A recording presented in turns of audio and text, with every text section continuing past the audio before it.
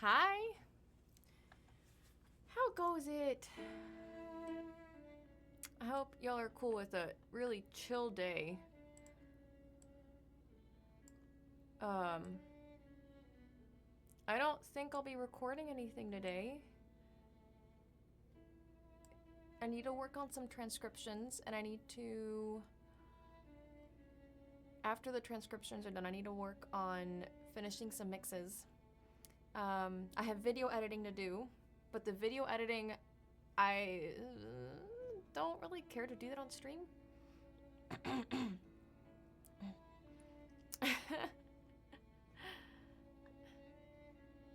Please make it chill because it's been...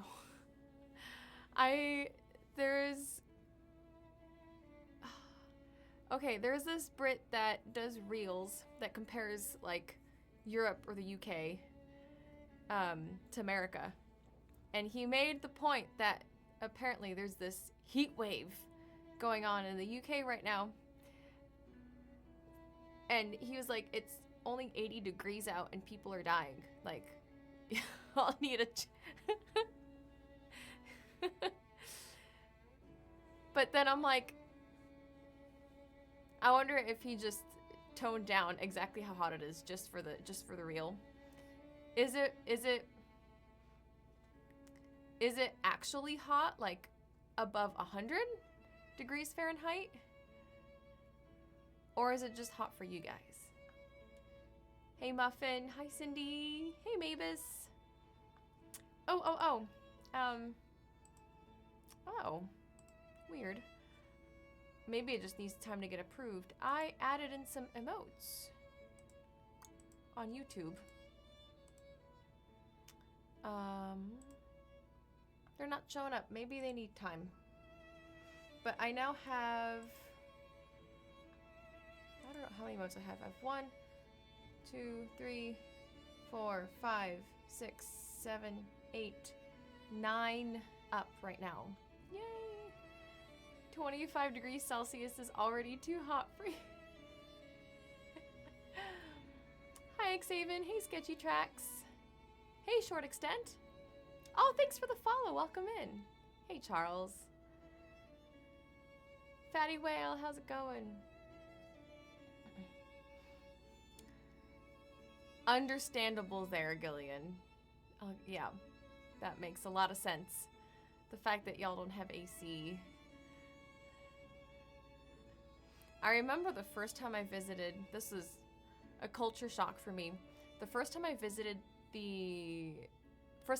Europe, I was really confused as to why buildings didn't have AC. I'm like, why would you make a building without AC?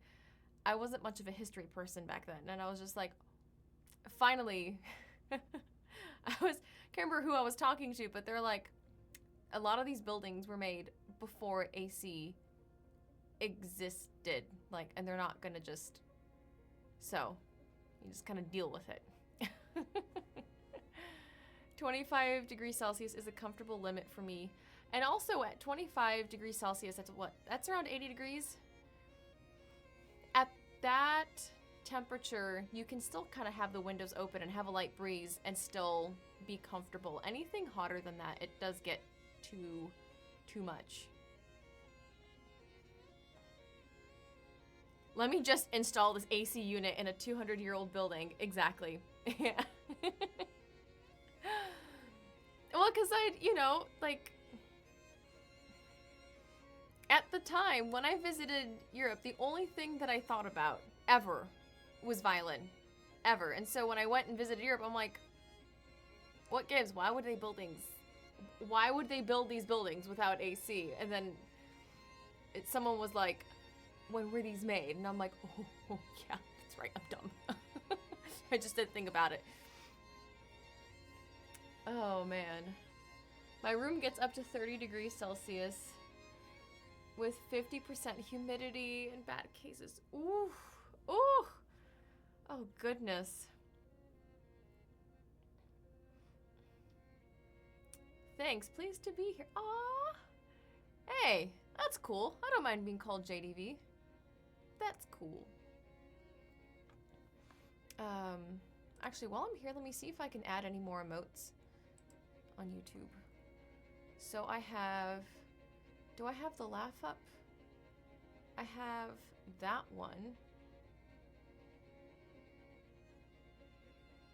I don't have this one.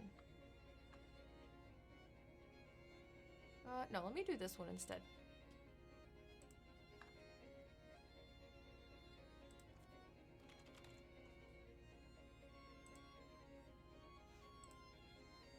Oh, nice! I can add 12. I can add 12 of them. Oh my gosh. I think I have enough.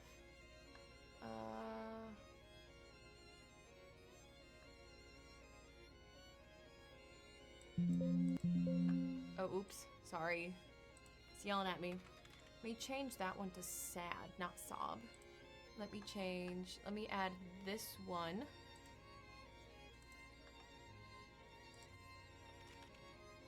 And then, soon enough,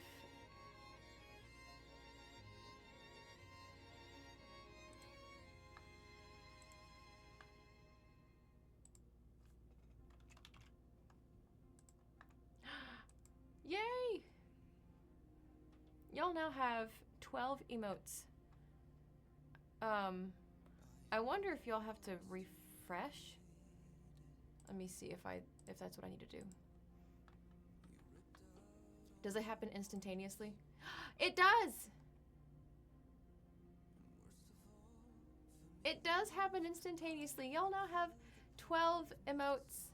Yay! That's fun.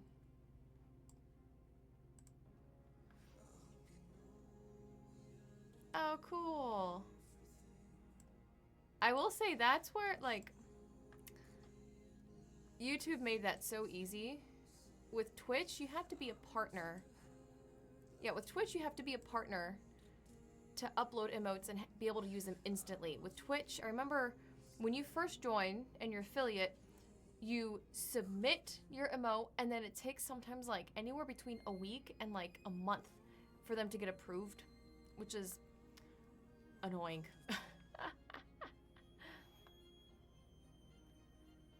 Ah, Cindy! Yeah, there they are!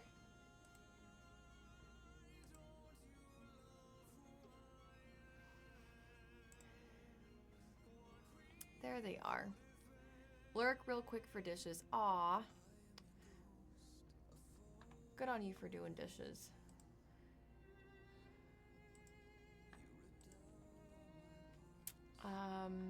Okay. Got the emotes updated. Now I need to bring up MuseScore.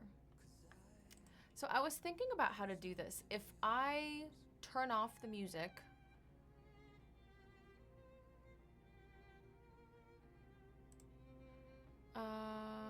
so if I turn off the music and you listen to me input all of every single note, I can imagine that would be annoying. Because I'm imagining listening to someone stream like that. So I was thinking,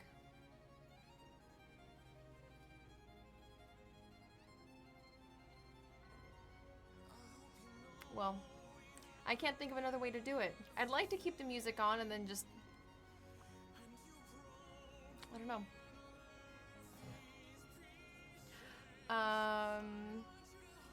Actually, no, I could mute MuseScore. I could listen to it on my phone, or do you want to listen to it? I don't know how I want to do this.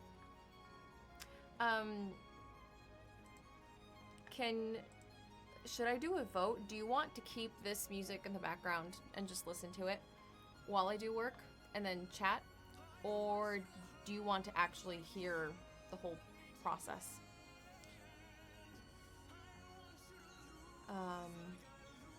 Also, I finally updated my Twitch clips. I just have to go through and feature some of them after each stream.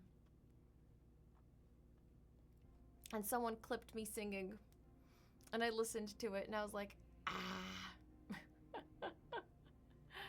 Oh gosh.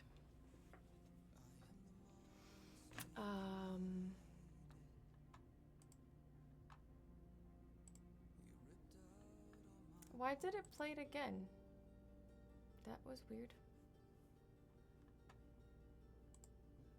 You dig. Alright, so we got one vote. Mavis said that he likes the background music. Sketchy Track says, hear the whole process. You are my sunshine, my only sunshine. Hey, how's it going?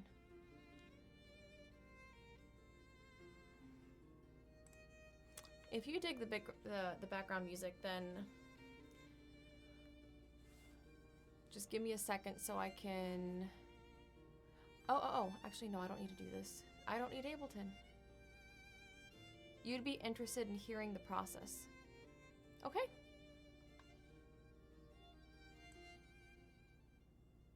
All right. I'm going to then...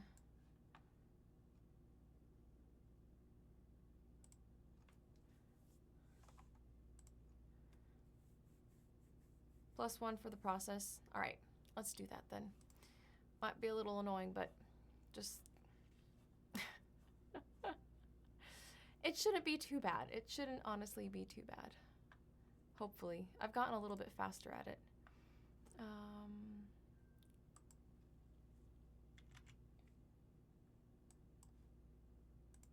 So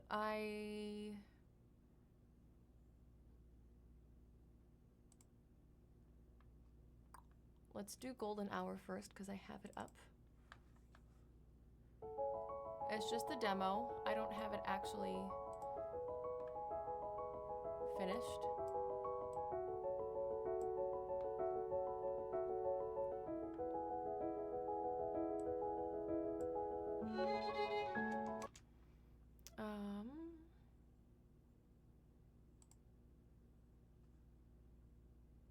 Get rid of Ableton, I don't need it. All right, and then, there you go, so y'all can see it. And then just make this smaller because I don't need to see myself. So this is what I started out with. And I just honestly need the violin part.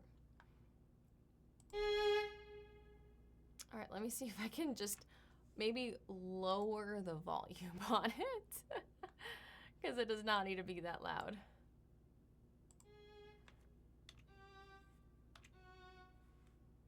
So what I am gonna do first is just get the notes right. So I kind of go through with the notes, and then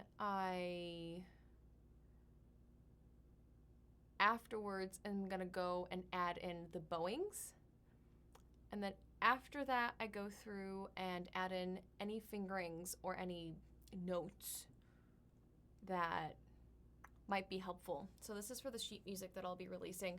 The sheet music does go on the Patreon, so if you are that person that needs every single one of them, then they'll be up on the Patreon. If not, you can just buy them separately as they come out. But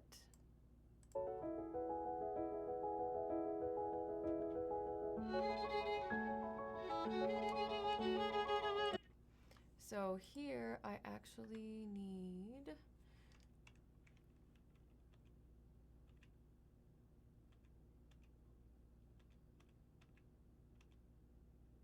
oh no, is this I need oop.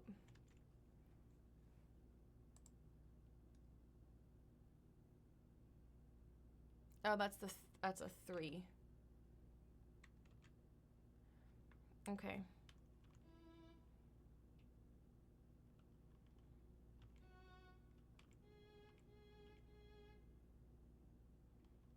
And then that was probably going to be a 4. And then nope.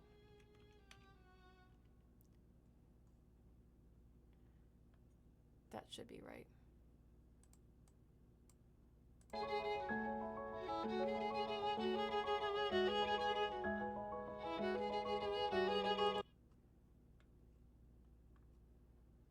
Alright, the easy thing here is I can just copy pasta this.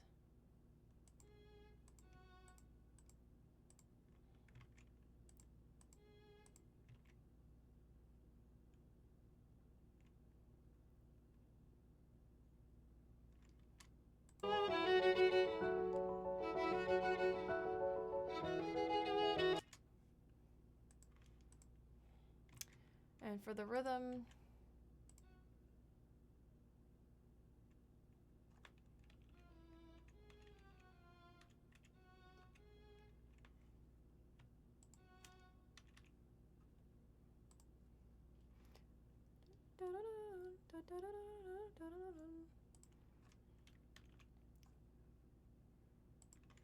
oops.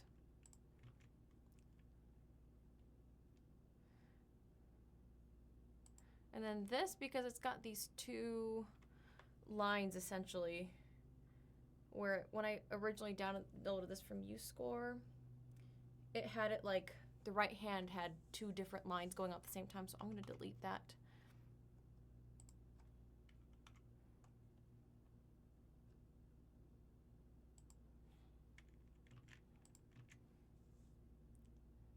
Hey Water Zoe, how's it going? Hey Ryan, hey Shy Guy.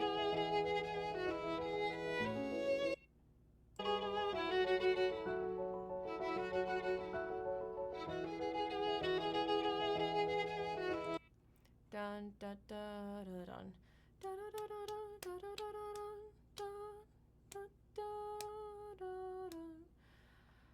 That's the thing about pop music is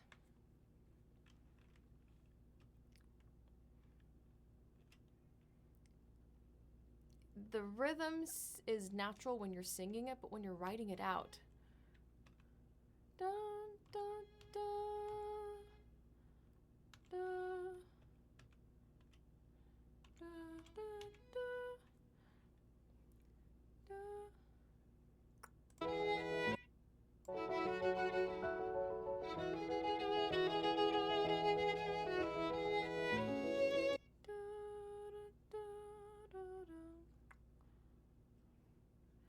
and then just so that, there you go.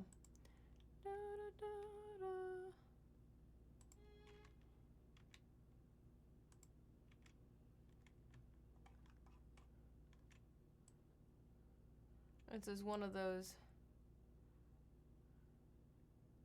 times when I would want to do it ahead of time, because I'm gonna have to probably copy paste this a couple more times, and I don't want to, like right here, I don't want to copy paste it and have to do that awful bowing every single time. Oh goodness gracious, no, I don't need that. I need this. Let's try that again. There you go.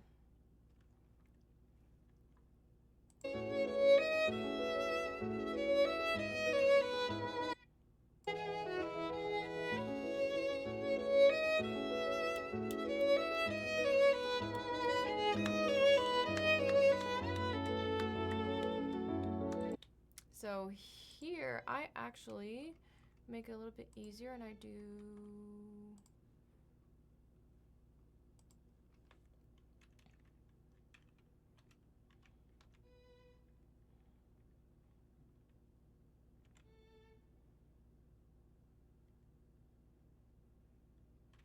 oh no.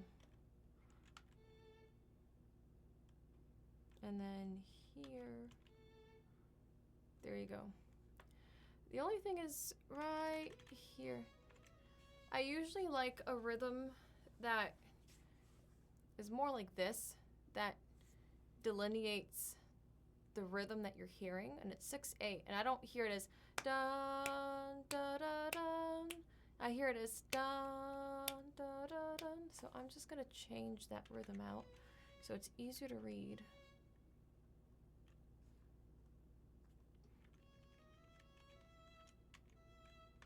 Exactly.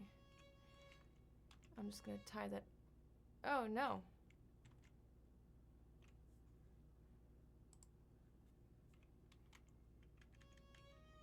So that you read it. Da, da, da.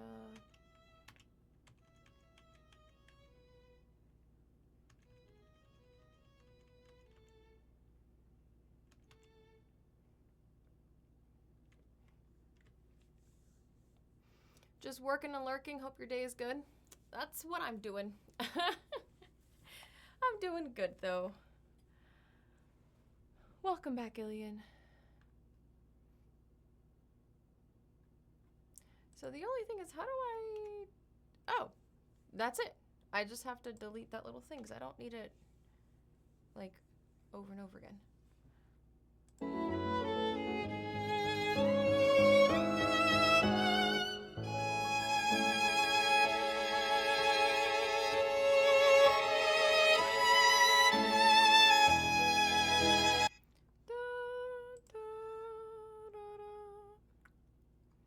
So that would be...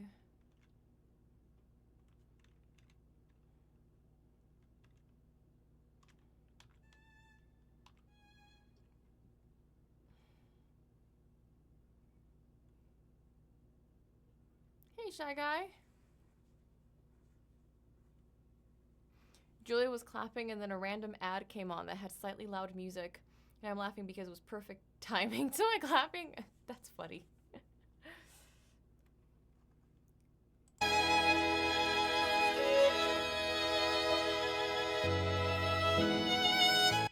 Oh. So, 1, 2, 3, 4, 5, 6, and...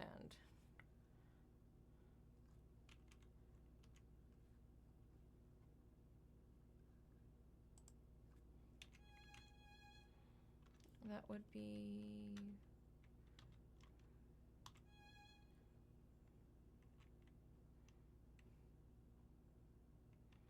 That would be 4.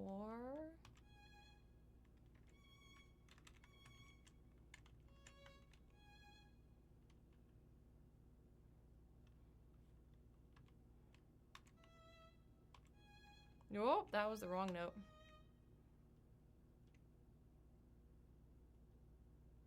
And then that's easy because that is a dotted.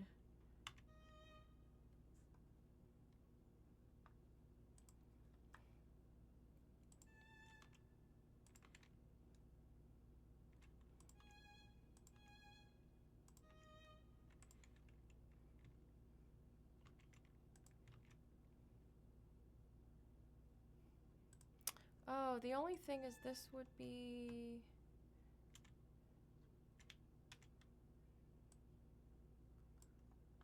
a slur. Yeah, that looks all right.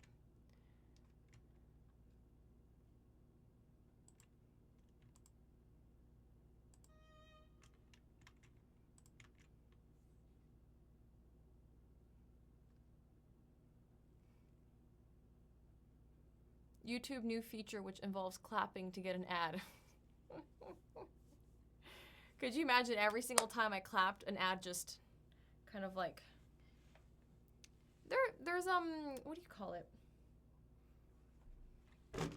There's technology that does that, right? Or is it just in movies?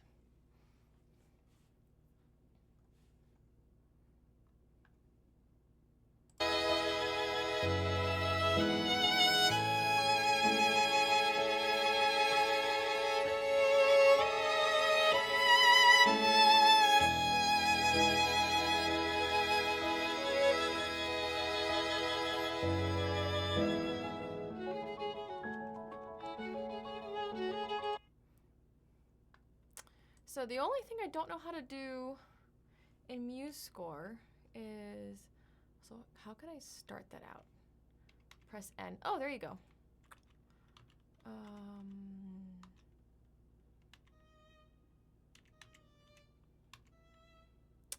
Right, so the only thing I don't know how to do in MuseScore is, and I have this I'm gonna have this issue a little bit in Million Dollar Baby. And that is like optional notes.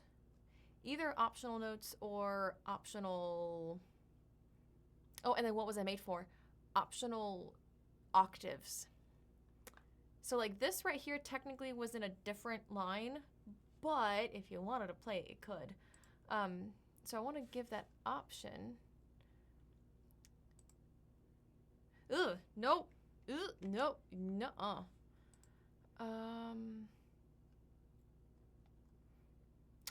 Oh! Whoa! I can do this? That's cool. So I can, now is what I'm exploring. What is this? Insert measures, insert, what is this? Whoa! Oh, I scared myself. What is that? That's cool. I can insert, whoa. Okay. I can add, oh my gosh, I can add a lot of text. I was looking for this last time. Expression text, rehearsal mark, instrument change, fingering, sticking, chord symbol, Roman numeral. Oh, that's very cool, actually. Very, very cool. Figured bass, tempo marking, lyrics.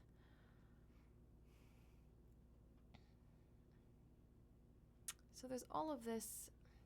So sometimes in classical parts, what I'll see is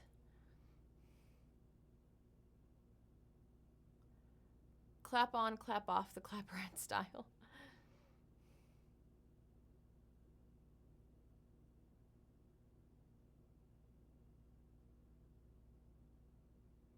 I've never seen that, Gillian. Apparently there's a feature on the browser side of YouTube which lights up the like button if you say like.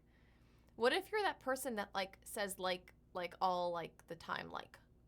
It's just constantly lighting up. I've never seen that before. I use nickname loosely because to me a nickname should be shorter than your actual name, and that ain't. That is true.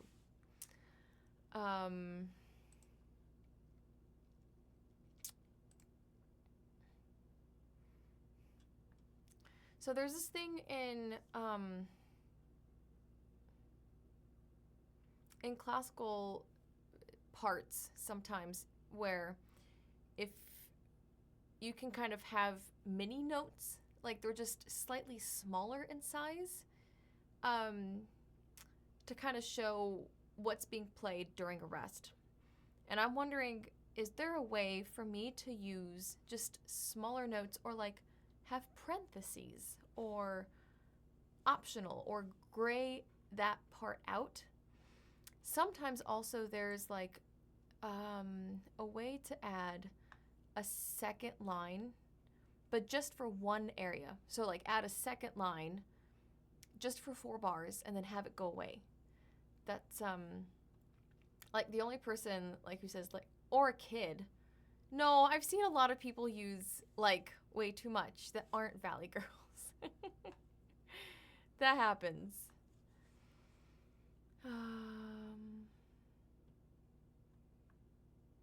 Okay, let me see. Show, no, maybe palettes? Nope.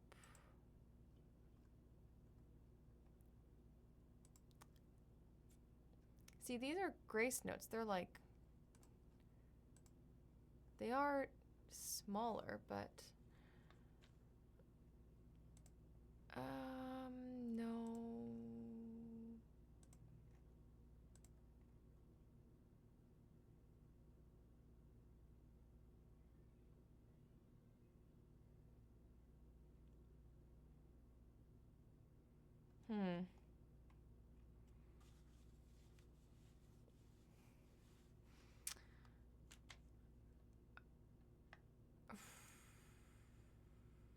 Page settings, stretch.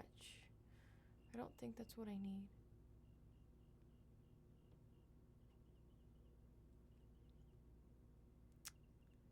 Miss Art Rules. I know, we had quite a few gifted memberships yesterday. Enjoy it. I have emotes uploaded for you to use if you would like to. Regroup rhythms, no.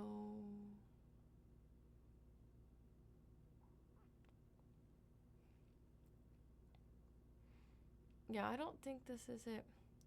And this is what I'm wondering, like, I think it's just MuseScore having its limitations.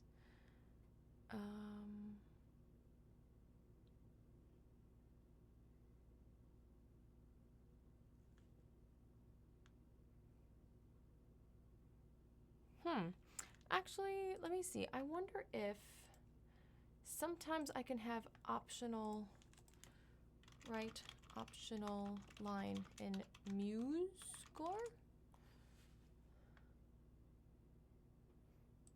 Oh, optional notes.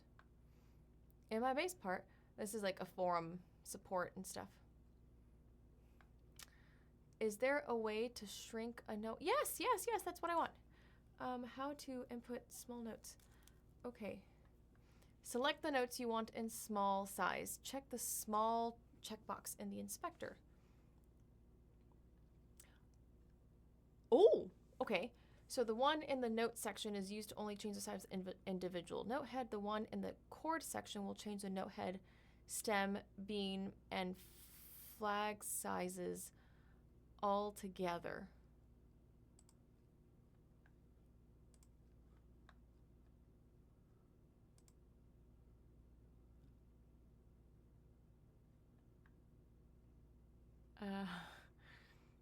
I don't, let me, where's the inspector?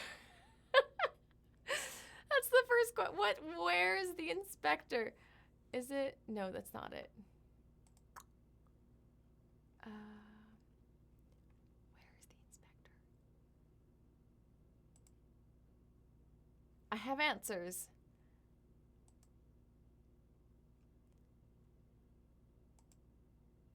View.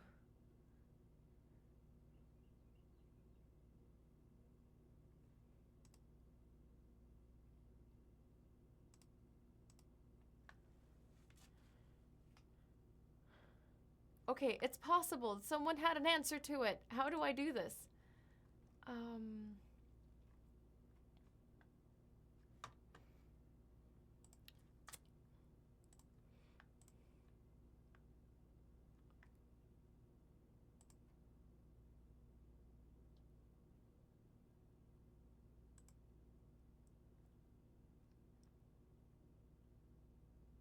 What is the inspector? I don't know what it is. Okay. There's a small checkbox. There's a small checkbox in the note section, and there's a small checkbox in the chord section.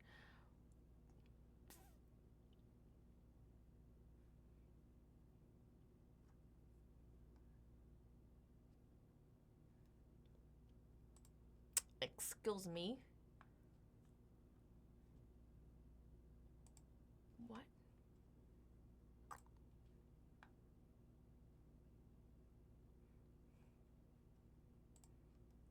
Let's see if I can, so these are,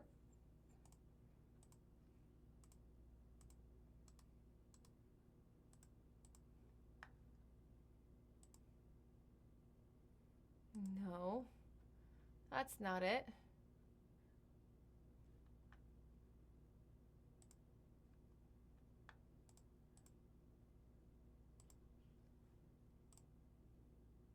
That's not it. Help!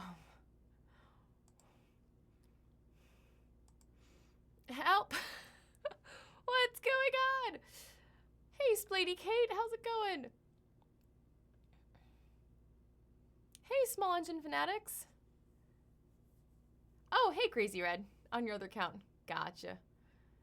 Inspector Clues. I did a Julia and typed hello in my head again, but not in real life. Hey.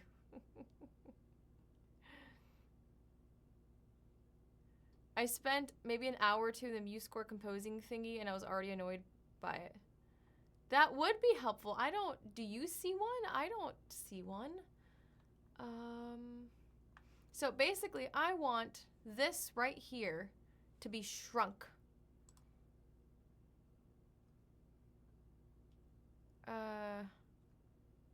No.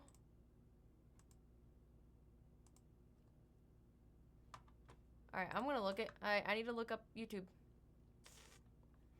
And I could just leave it, but I hate, like, so these, I'm assuming that these covers are for the most part also being bought by and being played by people who are, or rather include people that are learning violin, right? So I'm sure that there are plenty of people. Hey Texas, how's it going? Nice to see you. Hey Cindy. So I'm guessing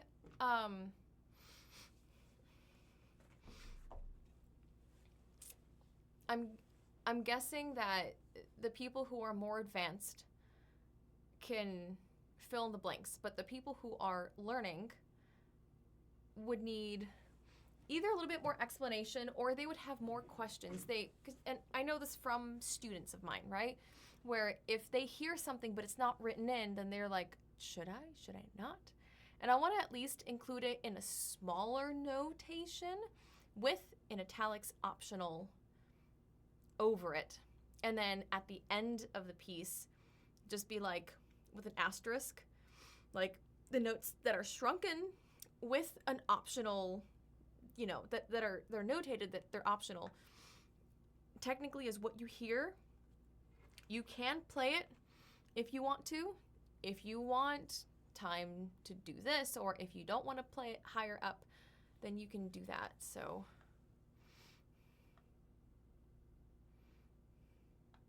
oh, Dirty Monkey, thank you. Found this. Displaying the inspector. Let's see. Here, I'll show you. Let's see if it works. Let's see if it works together. I have to press F.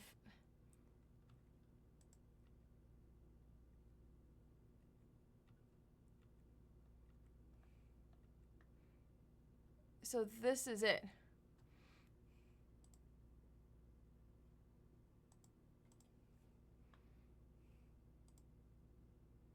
This would be the inspector, I guess.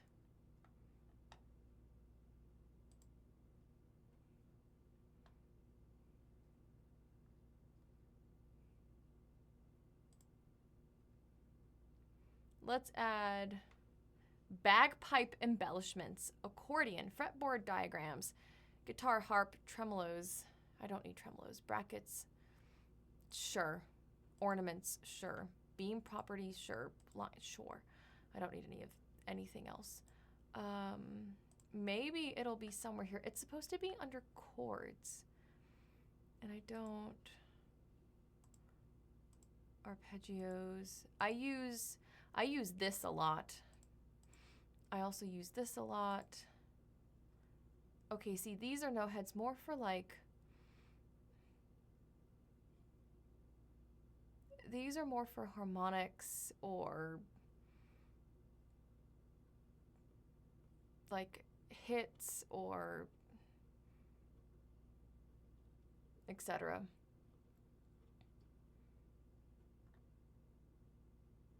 Can I right click? It got renamed to properties. Let's. Oh! Oh!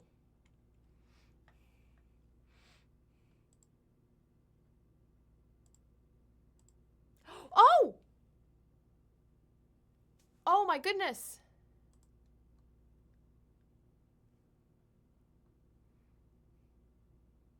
I can change the color.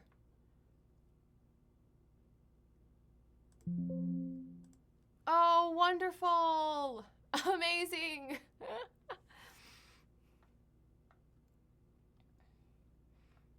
Oh, thank you. Thank you so much. Okay. Okay. I'm happy. I'm happy with this.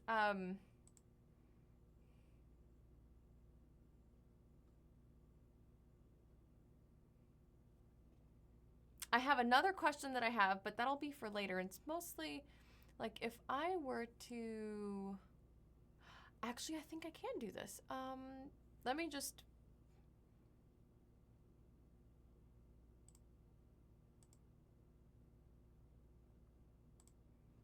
let me see, and this is just to see if it works for later.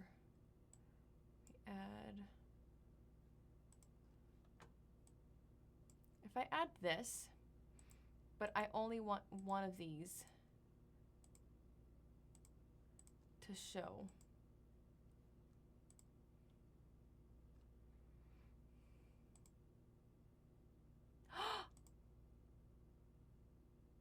Amazing! Oh my gosh! Oh my gosh! Oh my goodness! Seriously, this little properties thing has like,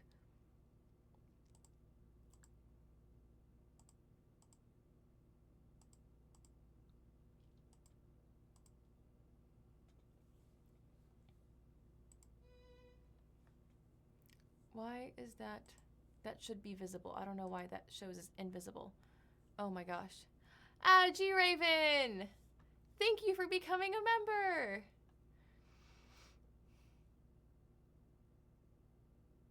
Oh my gosh, YouTube. Sorry, I'm sorry, I was focused on the thing. Everyone's saying hi. Hi!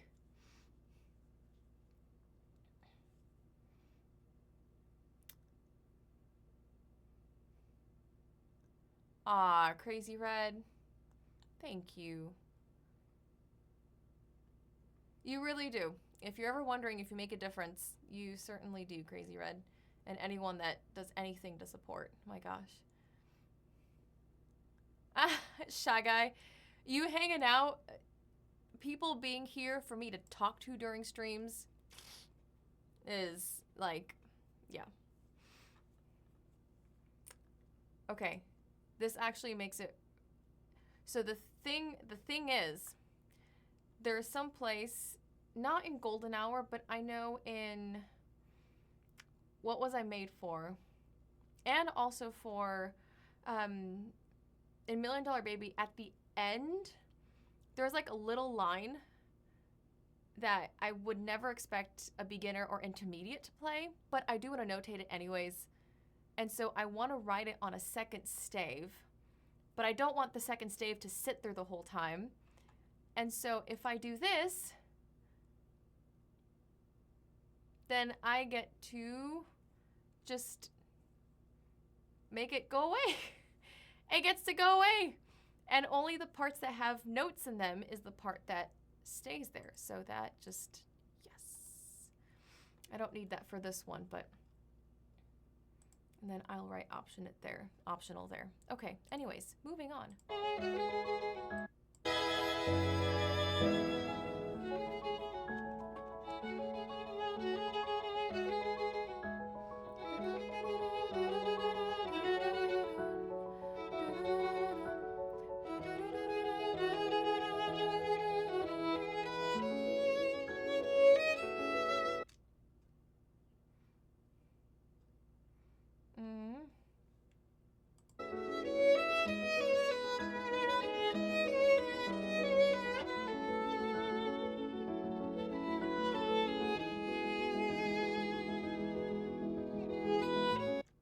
So from here to there. Ooh.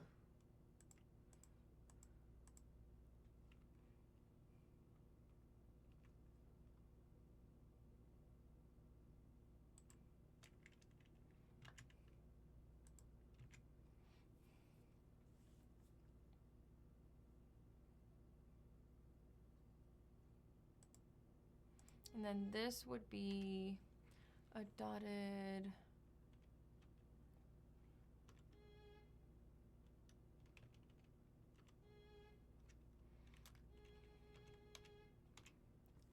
There you go.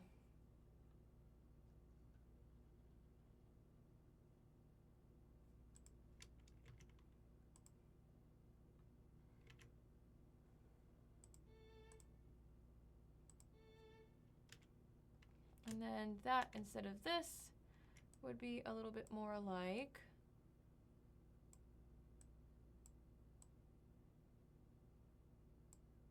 That. No. That's a little too curvy. No. That. Please. There you go. Less curvy. And I don't want it to be overlapping. There you go. That's easier to read.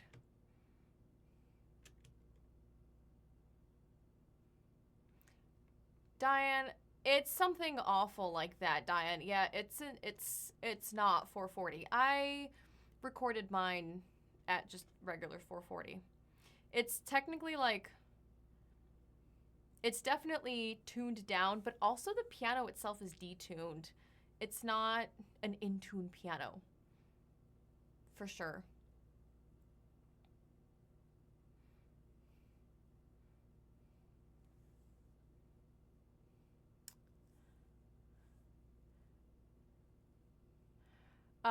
Yes, I agree that pink would be better. I can't change the color. Let me see. Can I change? Can you change YouTube membership color?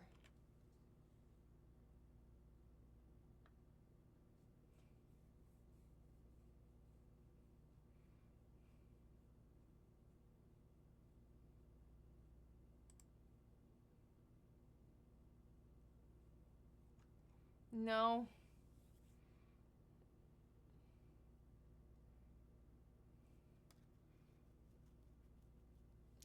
I don't think so.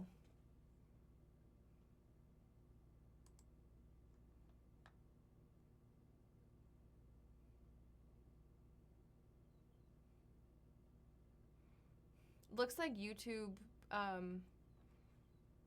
controls that.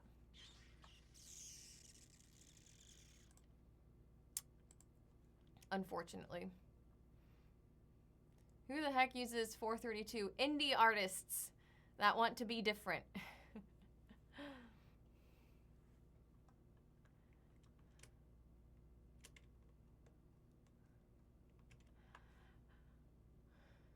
Okay.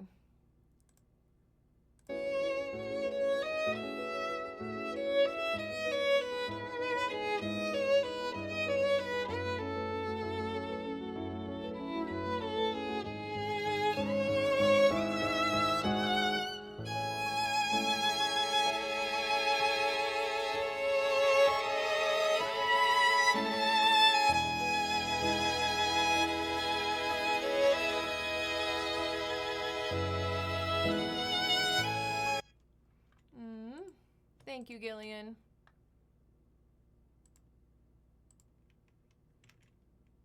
Oh, no.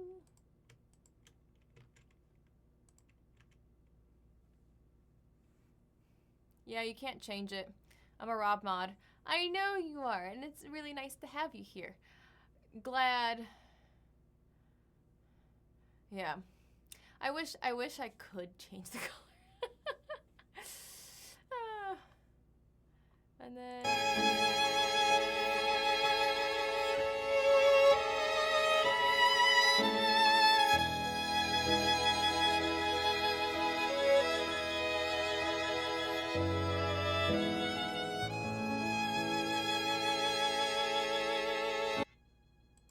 oops, I accidentally pressed play.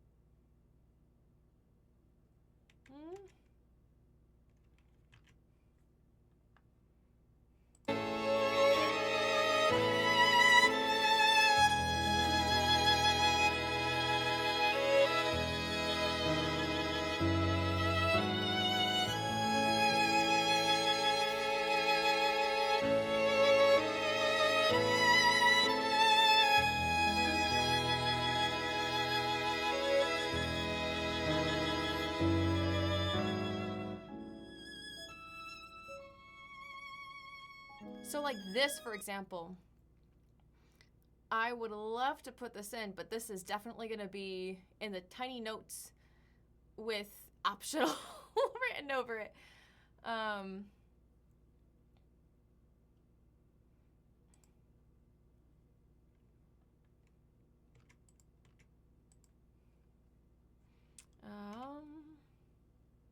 Oh wait, no. Before I do that, every time technically has this.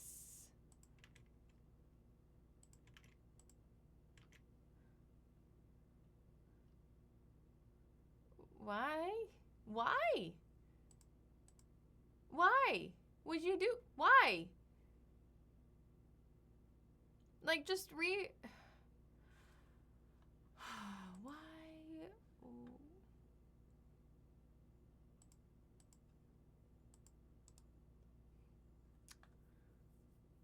Staff part properties has. Oh my gosh, I can make it into a small staff? What?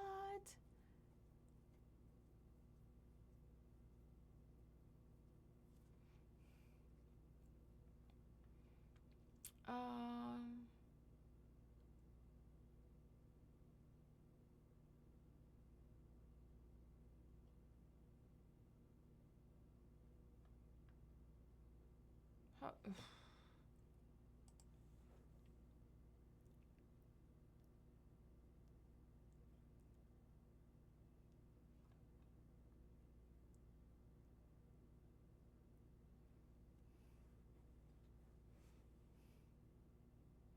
I honestly don't particularly like pink, but would love to be able to make my orange whenever I'm a member. I mean, technically, well, you are a member, but you can change your color on Twitch, just not YouTube. Pooh. But I end up with a lot of typos. Same here. Slow. We have a command for that. We really do. Zarkle, thanks for the follow on Twitch.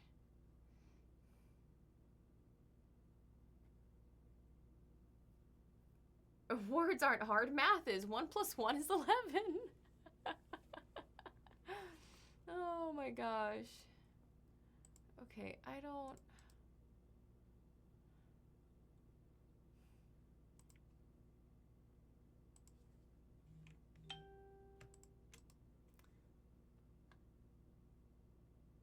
Okay.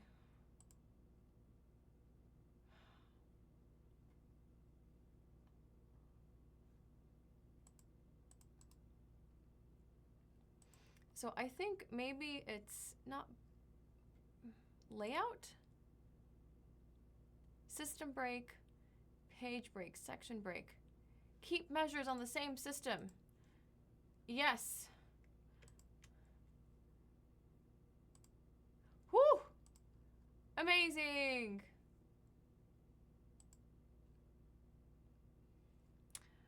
Now I can do this.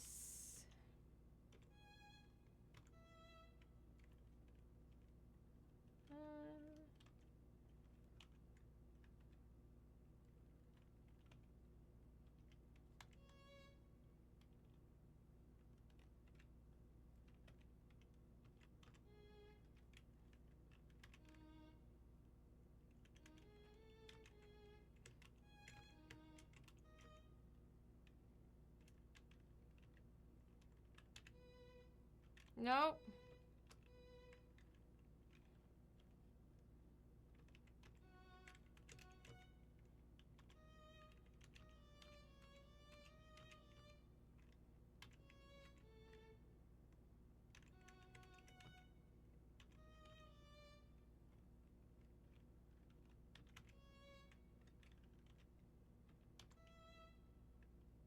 Ooh, oh.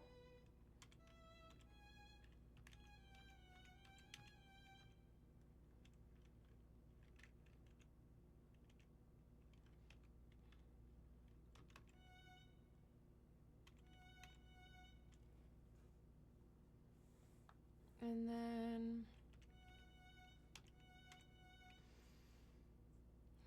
And then, oh.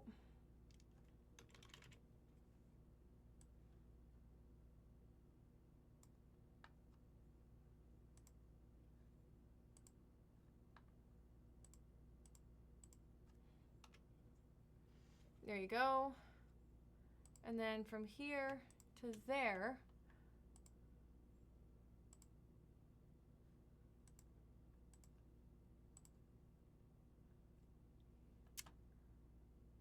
and then,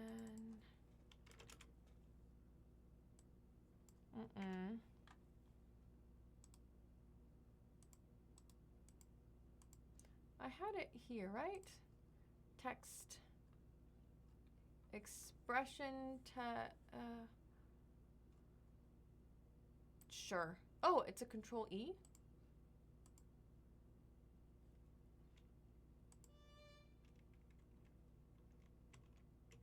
Whoa.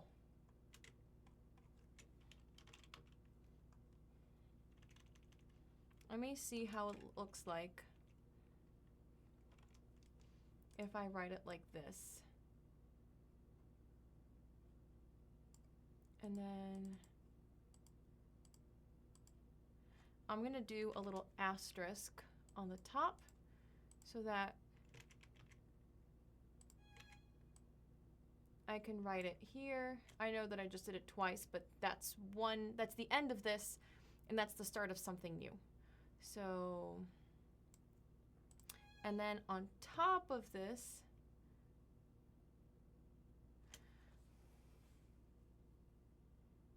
see, this is when I have another question. I play it an octave up, which is really high.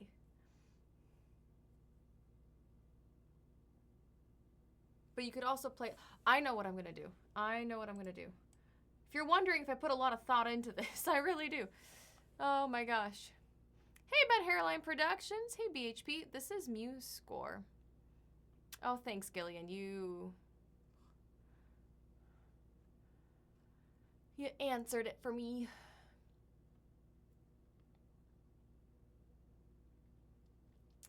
Understandable, Shy Guy. 11:26.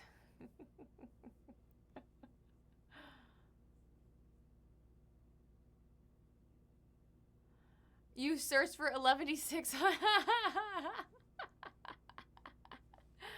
Oh my gosh. Always just finale. How does it work again? Is Sibelius the one that you have to do the subscription for, and then finale you have to outright buy? The reason why I use MuseScore is it's free. And it works for what I need. Like, I'm able to use this just fine for what I need. No, Cindy, there have been plenty of times that chat has told me something, and I'm like, let me look this up. And they're like, no, don't. And then I did. And then, Or, you know, high seas. I didn't know you could high seas. I don't high seas much of anything, though. So I'm a goody two-shoes there. 8VA. So there you go. What I'm gonna do is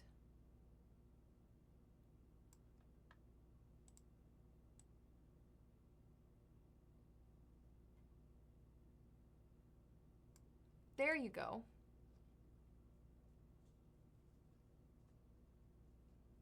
And then maybe I will add some text. I know what I'm gonna do. Okay. I think I'm figuring it out. So I'm gonna do 1 star for that and then 2 asterisks for this one. And then what I'm gonna do is here. No, what if I just want to add text?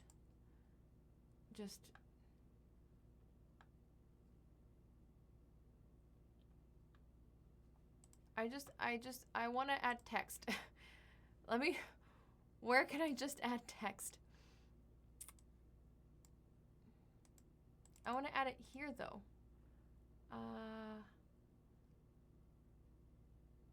Can I just, nope. Can I add?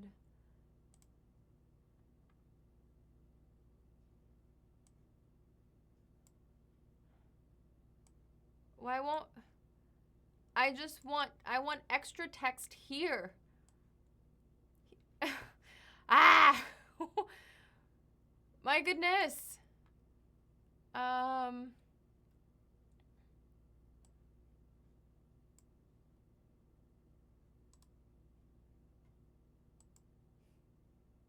don't like this. It's not letting me. I just want text that I can... Or you keep on making new emails.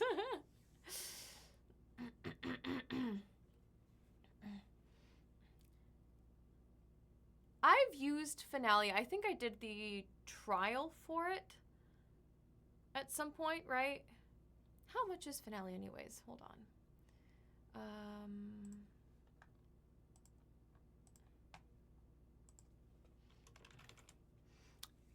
And the other thing is, like, I know that people use Finale and then they'll either use Finale or Sibelius, and people are diehard one or the other.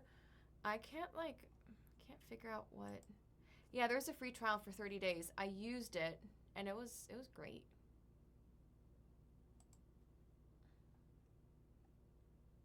Get Finale. How much is it?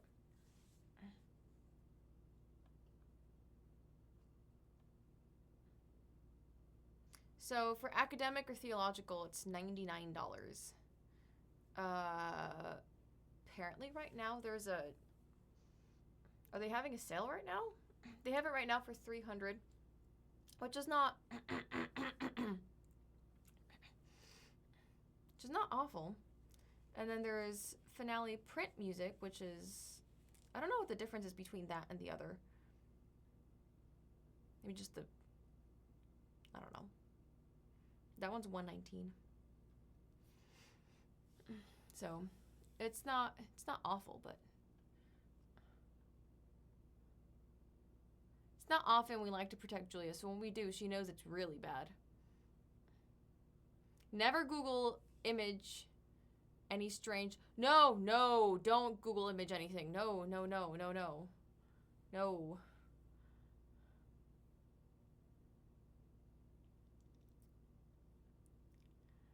Yeah, Shy Guy. That was oh gosh, it was the one with the one that broke the third wall. And the music was awesome, but it was so oof.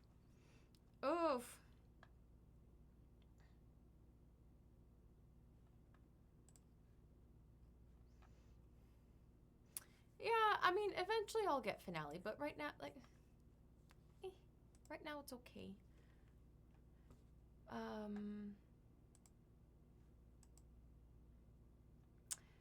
Any chance... Okay, how do...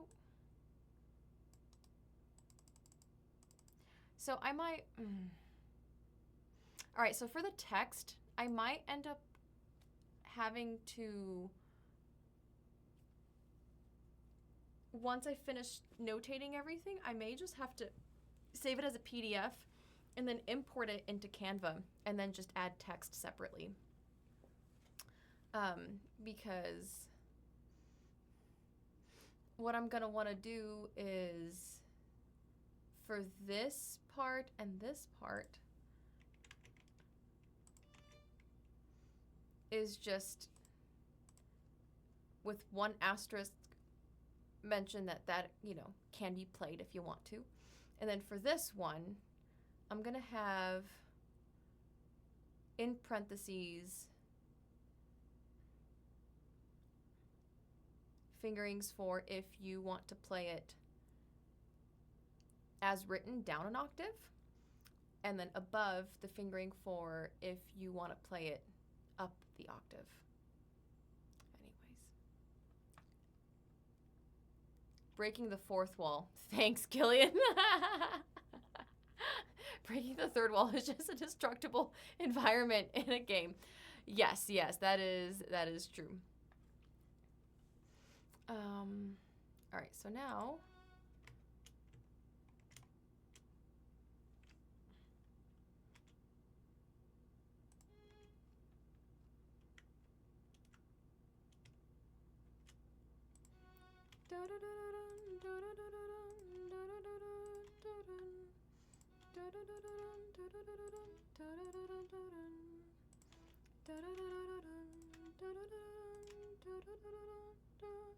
And then right here, I'm gonna want to add those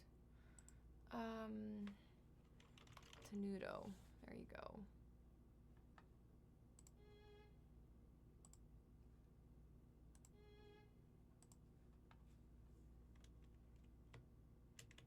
Because I want you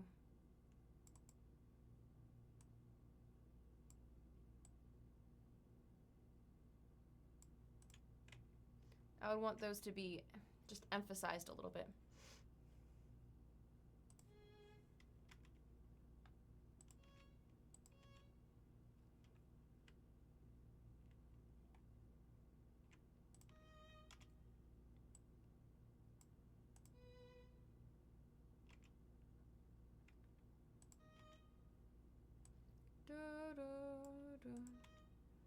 Oh, I totally didn't tell anyone on Instagram or YouTube about this. Oh, well, that's fine.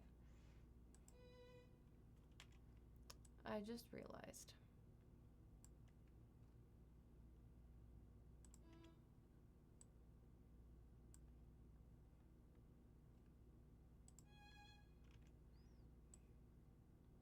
I'm gonna add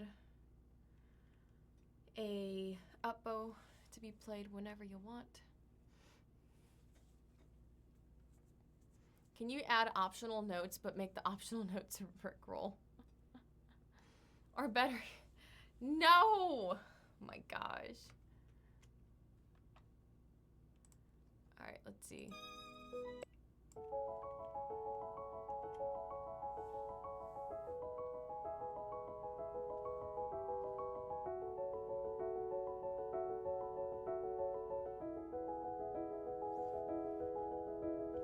Okay, here's the other question. I want this to be consolidated in a rest.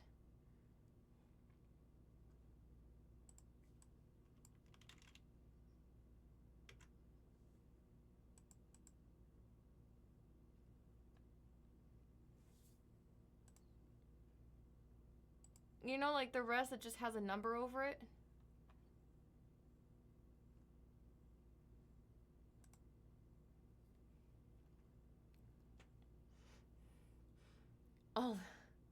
All the cool kids are here, so it's fine. All the cool kids are here. Oh my dear goodness, actually. Y'all, we have even number of YouTubers and Twitchers here. Yeah.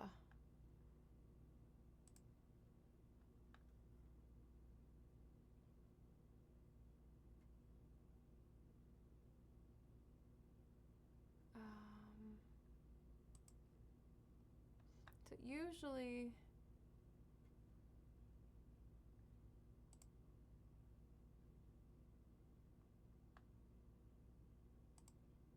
Nope.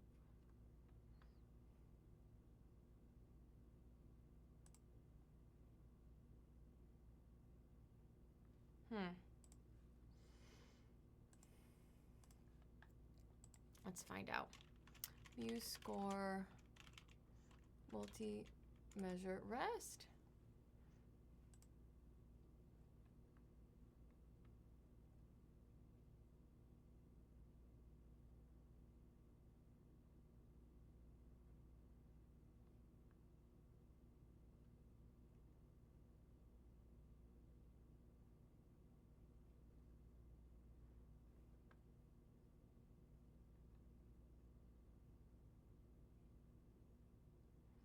Oh, multi-measure rests can be turned on or off with the shortcut M.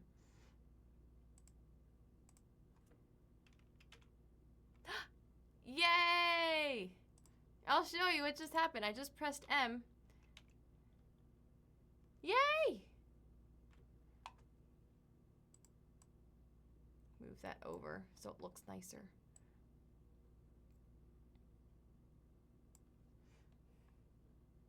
That was a thinking face. Yes.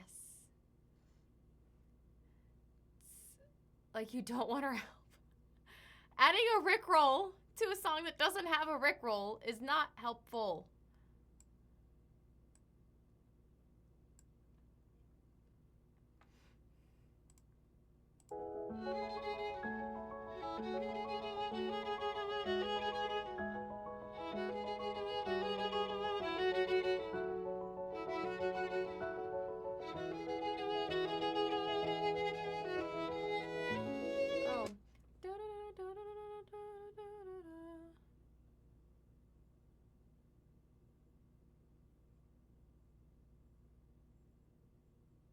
Oh, I did this.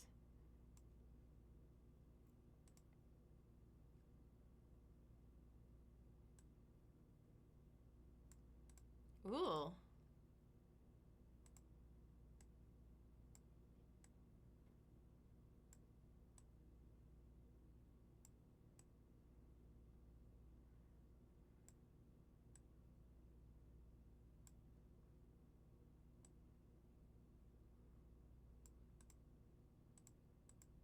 Ah!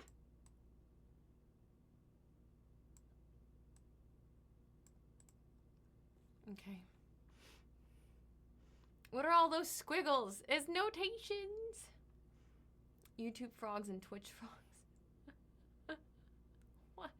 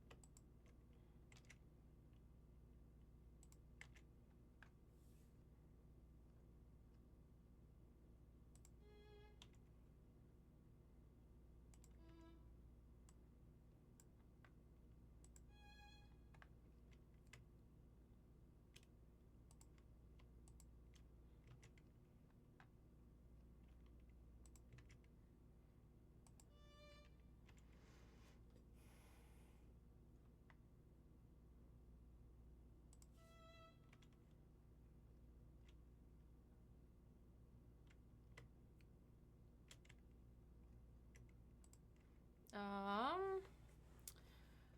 Da da da da da.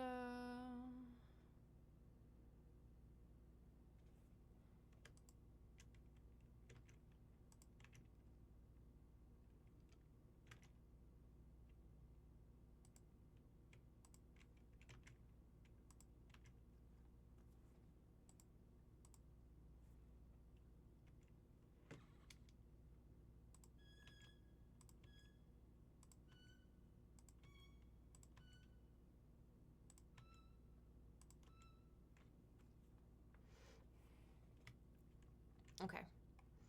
Now I need my bowings.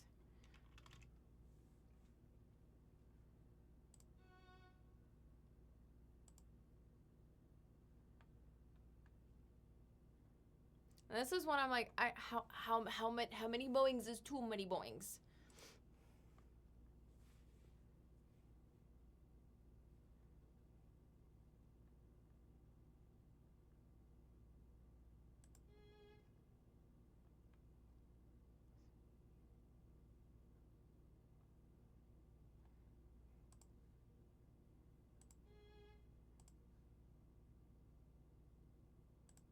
Like, technically, this is what I would write in one of my students' notebook to be like, this is what I want. Da da da da da da da da. Whatever. Self-explanatory. Da da da da da da da da da da da da da. I should add up because all of this ends is up, and this is a pickup, so I should actually just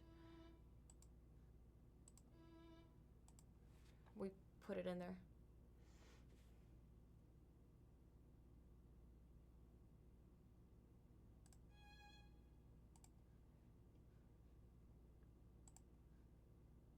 No. And this will go somewhere in the middle.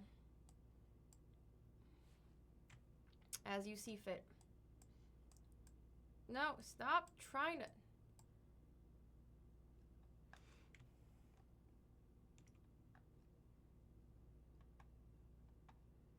And then here will be the down.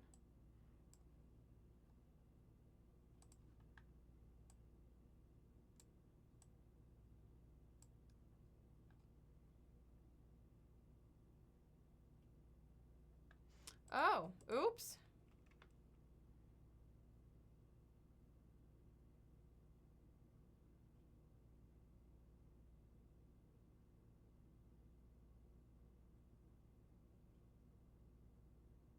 What do I do? Da, da, da, da, da, da, da.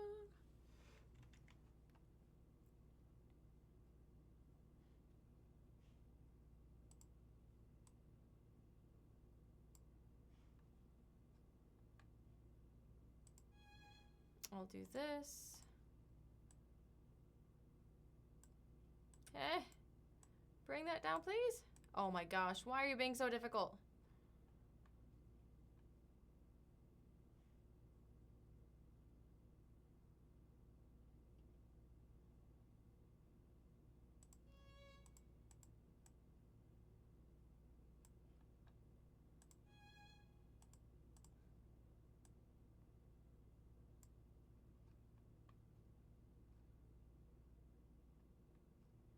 And then I'll add this down bow.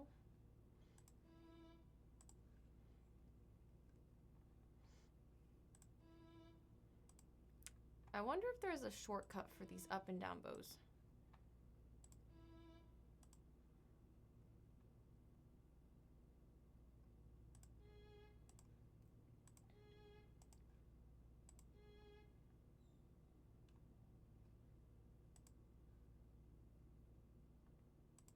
Whew, that needs to go here. Reading sheet music is not too difficult. It does become difficult if you don't want to read it at a snail's pace. Yes, I am at that point with reading alto clef. I did get faster at it at some point when I was reading it all the time, and I got tired of my brain hurting.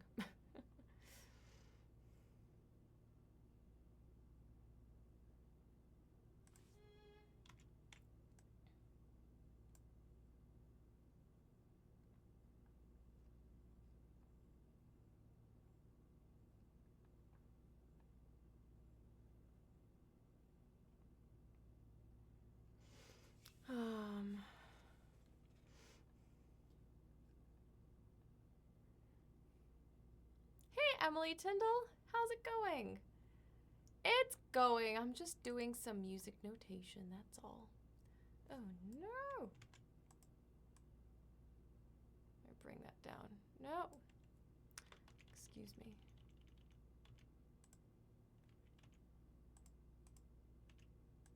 There you go.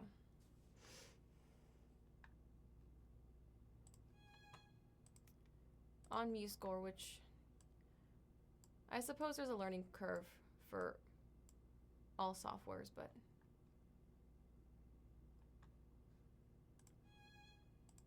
it's not so bad. It's going by somewhat quickly. How's it going with you? Actually, shout out for Emily.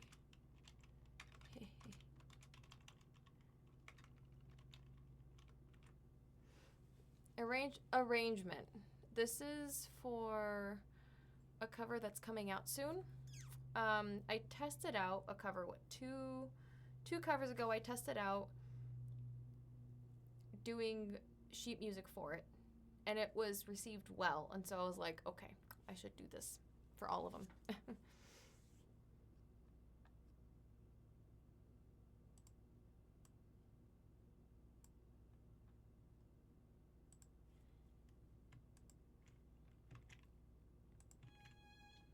Oh, fancy that. I can just do that.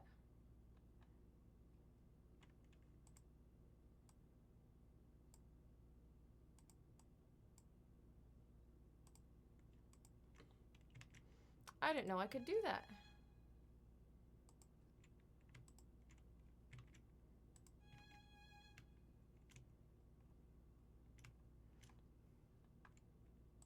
I didn't know I could do that. Oh my gosh. Whoa.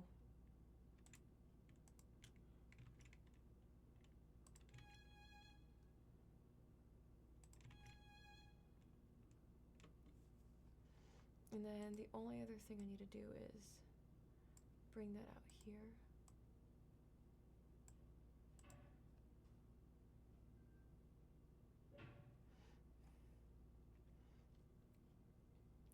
I really enjoy arranging from a piano score, but I'm so slow at transcribing from a recording. It's, especially when it's something pop and the rhythm isn't straightforward. Trying to transcribe from someone like singing very fluently, like that natural cadence that happens when you sing usually never lines up with even eighths, does it? And it's like, and so then you try to, at least for me, I try to rhythmically transcribe it as accurately as possible. Like technically it's right around like it's broken up into thirds or sixteenths here. And then I'm always like, I'm going to transcribe it this way. And then someone's going to play it so squarely. Like this is a 16th and this is a third. And I'm like, so difficult.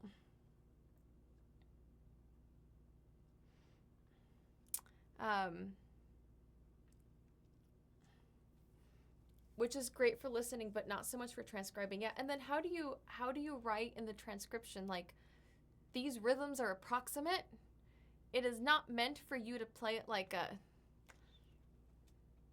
metronomic, right? You pretend like you're singing it. Oh man.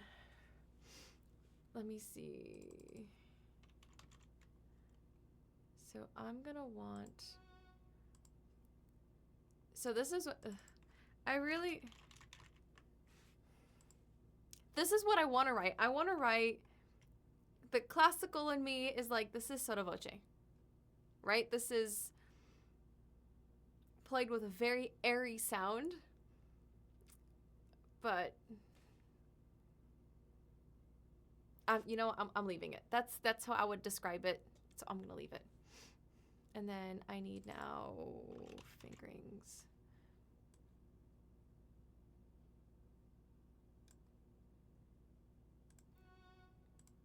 There you go.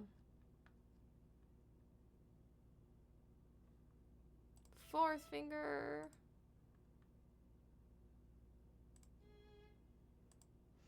I wish I could write an equal sign. I have weird, like, in my own parts, if I know that there's a string crossing and the string crossing that's going to happen is a perfect fifth, which means that my third finger in this case would have to go directly across the next string, I write an equal sign, which I didn't learn from everyone. I just, in geometry, you'll write the equal sign, or like on a, if you have a parallelogram, you would then do like two ticks, right? Because two things are parallel to each other. And so then I write an equal sign to be like, hey, this is a 3. This, I'm going to write an equal sign so you know that this is also a 3 because there's a string crossing. But I have no idea how to. MuseScore amuses me. But not everyone does that. I'm the only person that I know does that, so I'm just, ugh. If they don't understand it, just learn Italian. And here, I'm gonna write.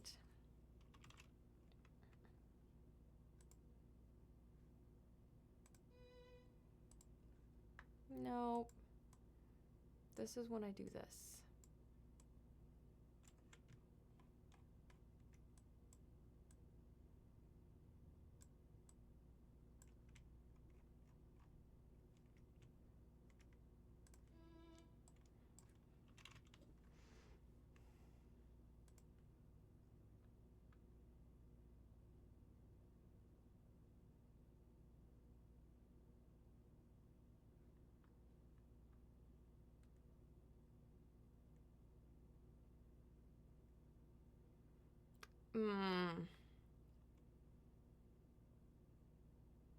So technically here,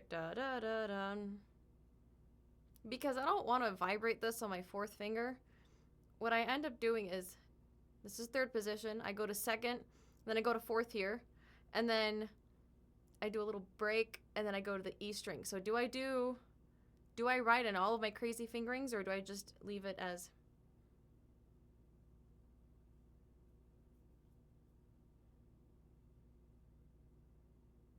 I'm just gonna leave it.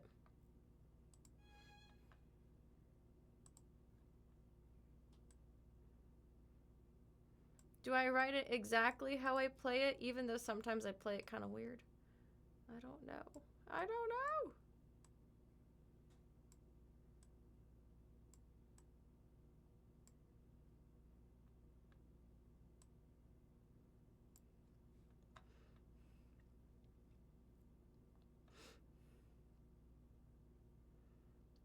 My favorite thing to put for certain parts, play as written or something better. Oh, that's awesome.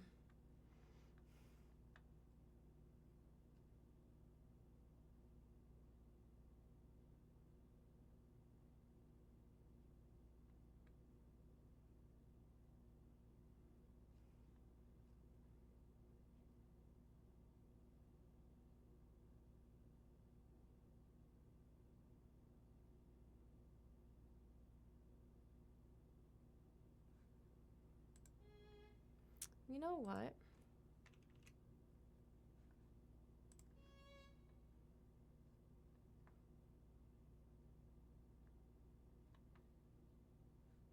I'm gonna leave that here, and then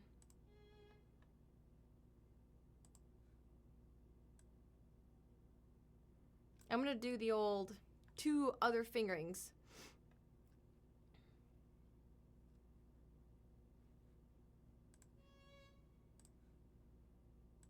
And then I'm gonna find in text a parentheses to put right here.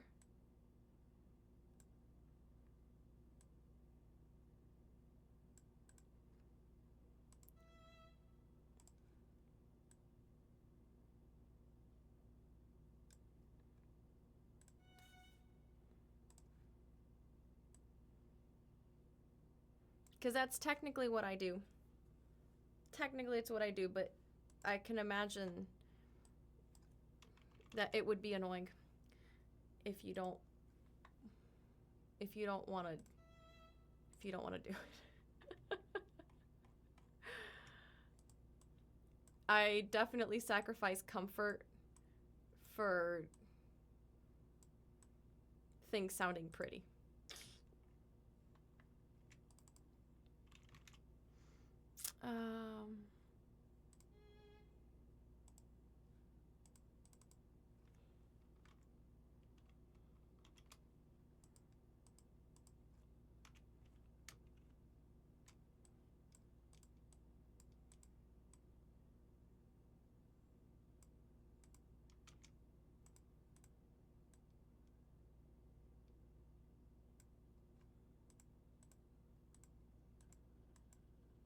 No.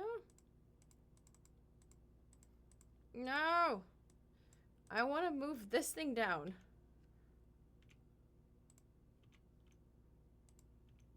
Ooh.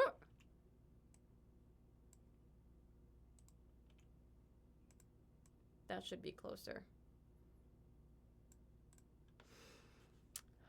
Especially for... Wait, what? Drum sheets me. I'm gonna upload an empty sheet music and just write play as written or something better. The job of a composer is drums sheets made easy. That's hilarious. 4 minutes and 33 seconds. Better watch out for my skills. Oh my gosh. Wait, Emily, is that is that a thing?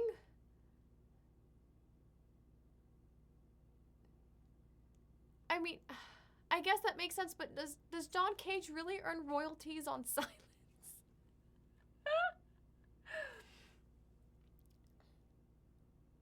Oh my word.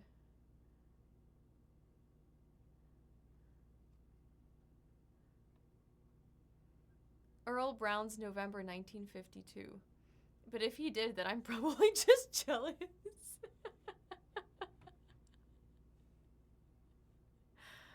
That is some big brain move. Oh my gosh.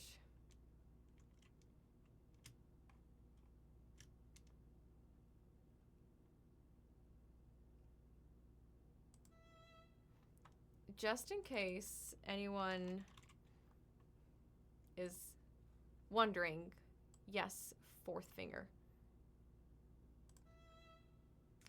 On this and this. Is notes! Hey, Line Mite.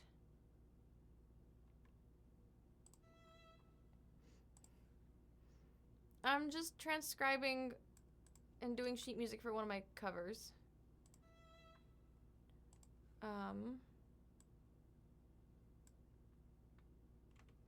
You know what? That is gonna be.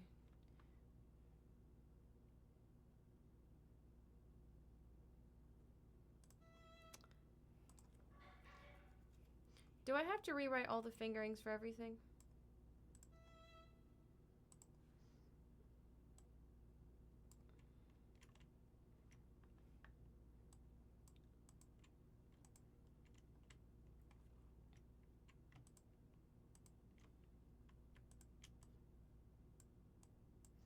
Oh no.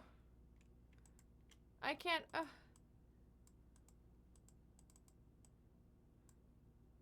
Oh, wait a minute. Can I really not? I'm hoping that I can just like drag and select this, but I can't. Oh, poo.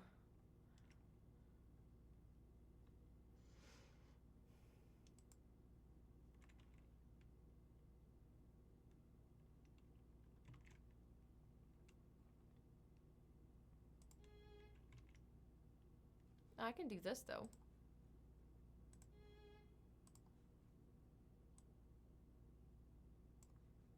How are you doing, Line Mite, by the way?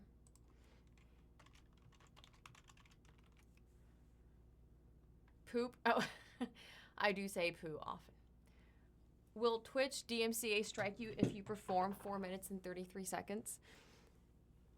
I mean, technically, even non-musicians do that all the time, right? Aren't there people that stream them sleeping or eating?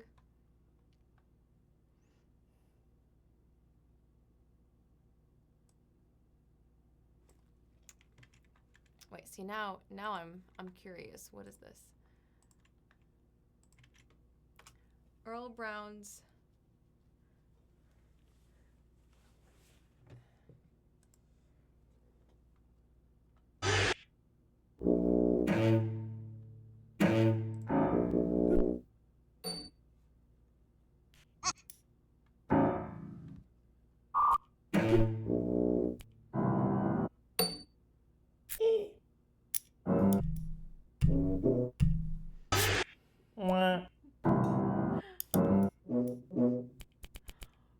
What is this? Hey, Lemon!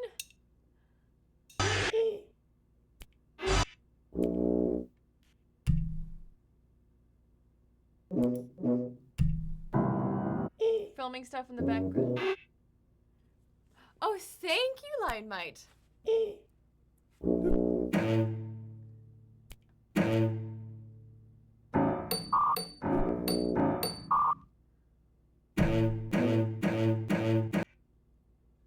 Oh my word.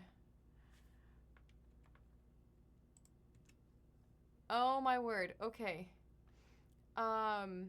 That was apparently not the right one.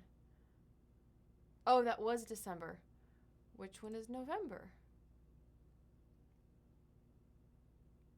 This one is November.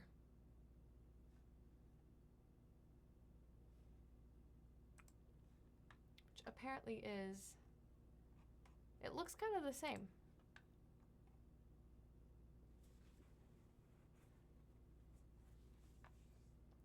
That music was so special, it activated my chihuahua. 4 sharps is E, yes. Lemon said, I've been watching patiently for the past 5 minutes trying to understand anything on my screen. For everyone who can understand this, you have gained massive respect points from the Lemon today. Aww. It's not so bad once you get used to it. There's one thing that I wanted, one of the craziest things which is, I guess, compared to BHP is not crazy at all, is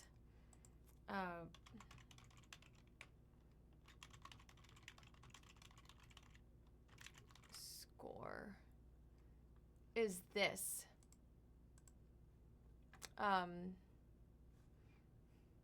Here, I'll show you. This is the craziest things that I've had to play along to.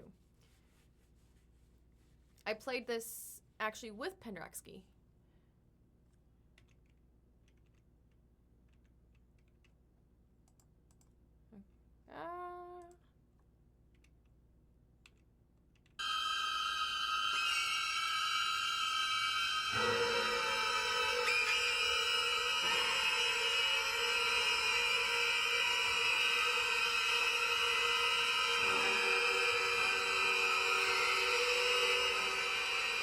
This is dedicated to the victims of Hiroshima, and it's meant to sound like airplanes and like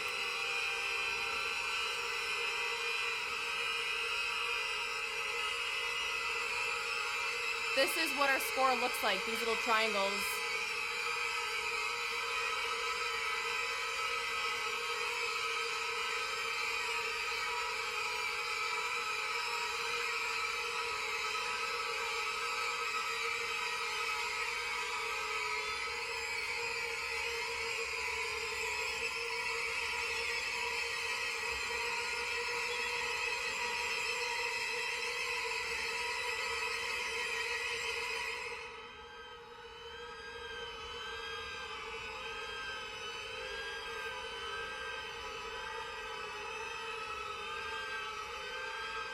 Performing this was so stressful.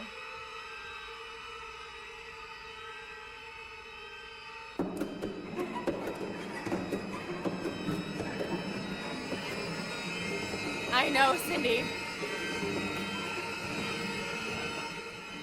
Performing this was so stressful because we only had 3 or 4 rehearsals for it. During this section, especially, Penderecki, we were rehearsing this, right?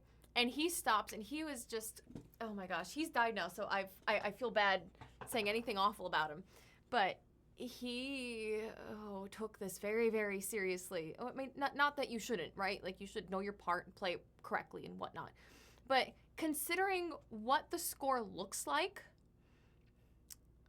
he would cue in certain, like, when things would start. And it's like, what rhythm are we following?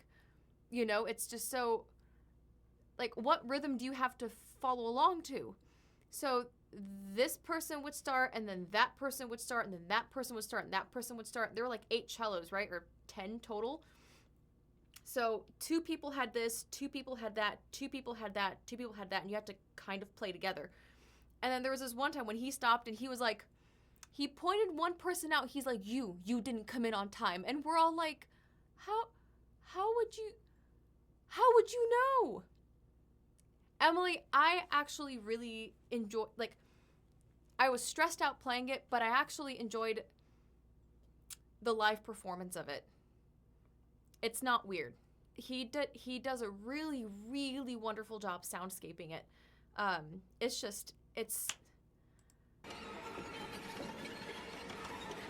And it makes you, like, I think it's really cool that he manages to evoke a very visceral reaction with it, you know?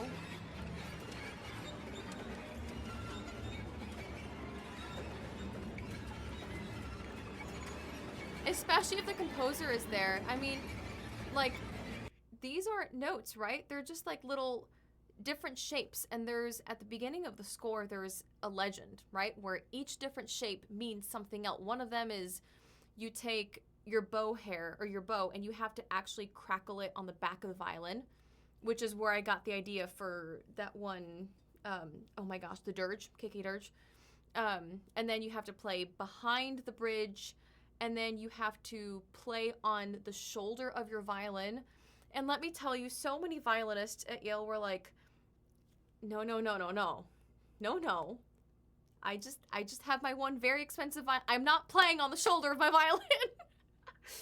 So they would take a pencil and play on the pencil to be like, well, I'm playing on wood. I'm not playing on my violin. And oh my gosh, it was a struggle of wills.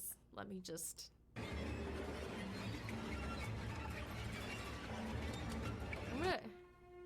This part is really cool.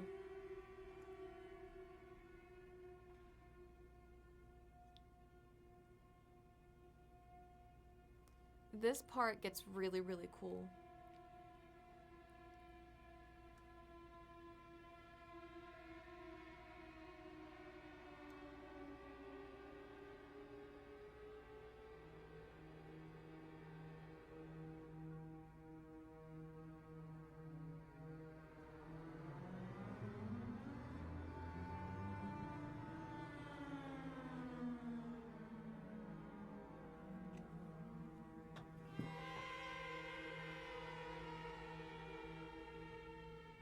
And here he was, I mean, if you see like those shapes, there was one that was a little bit more steep up, and that was like how quickly he wanted you to slide up to get a different effect.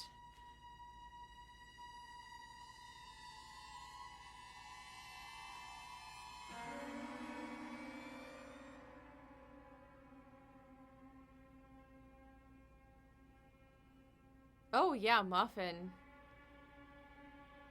Bartok's music for... Oh, shoot. Percussion, celeste, and strings. I mean, one of those movements is in... What, The Shining?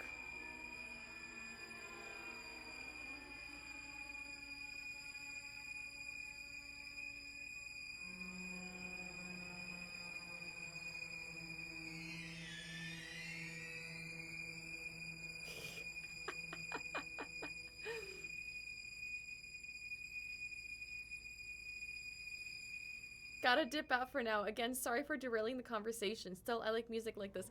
It does have... It's a good conversation piece. Now, I will say, except for when it's just fun to talk about, I don't usually listen to this, but...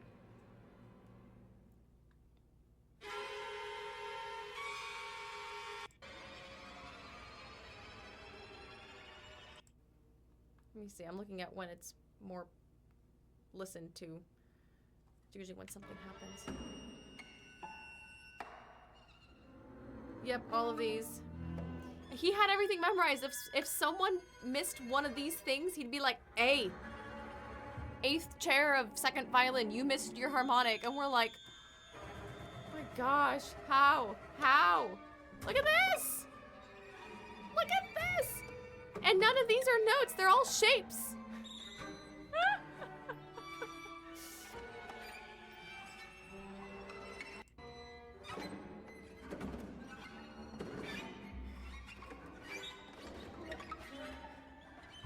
I don't think anyone would listen to this for enjoyment. Yeah, Line Mite, your composition professors. Modern music and if you're wondering what music school is like, especially classes like music theory, it's listening to this constantly.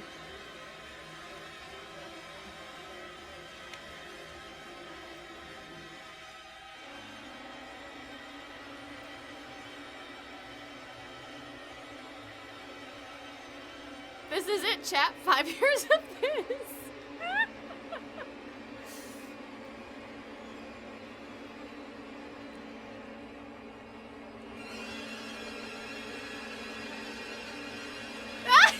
Lion Knight!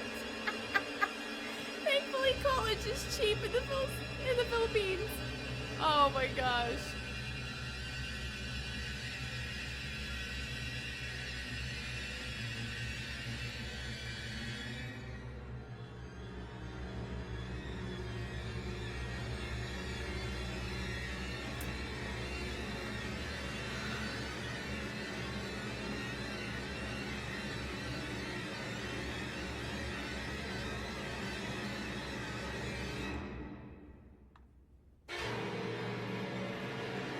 Oh, hold on.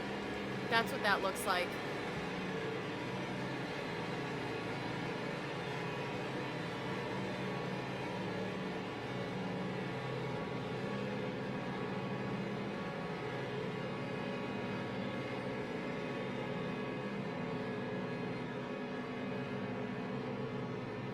So anyways, that's some crazy stuff that looks like just the notation. Oh.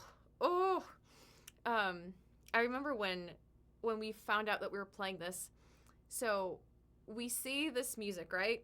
It looks like that on our parts, and we're like, I don't know how to practice this. And so, for the most part, we're imagining we're gonna show up to the first rehearsal, and we're gonna get a rundown, right? Kind of get explained, get walked through a little bit, just so like we can figure out what exactly he expects from us. Rude awakening. We get there and we're thinking, okay, we haven't practiced this because we don't know how to practice this. We don't know what this means. And he just gets up there and he just goes, and then we're like, what? He got so angry. I mean, like, threw his baton, stormed off, was like classic, like, I cannot work with this. What is this? You ruined my piece. I cannot perform like this weekend. We cannot perform this. And just like went on a huge rant, stormed off, left in the middle of rehearsal. And we're all just kind of like, what? And then I think what the orchestra manager like had us take a break, and then one of the violin professors came up, gave us all a yelling at, and then dismissed us, and then we had to go practice. And then for the next 3 days until the next rehearsal, while the university was begging him to not leave, because I think they'd already paid his deposit, all you heard in the practice rooms was that, like, horror movie stuff. Was, oh my gosh, it was hilarious. This kind of music where the concept and the appearance of the music store is more interesting than the actual music. Yes, I do think that there's some moments in it that he captures really well, like sound effects. But this is when you start coming into the idea or the talk of, just because you were able to create a sound effect, does that make it music that's worth calling music? And then you get into the philosophical thing of, what is music? At what point is sound music? Is it sound sculpture? Is it soundscapes? At what point does sound and the creation of sound become music? Then you get into that.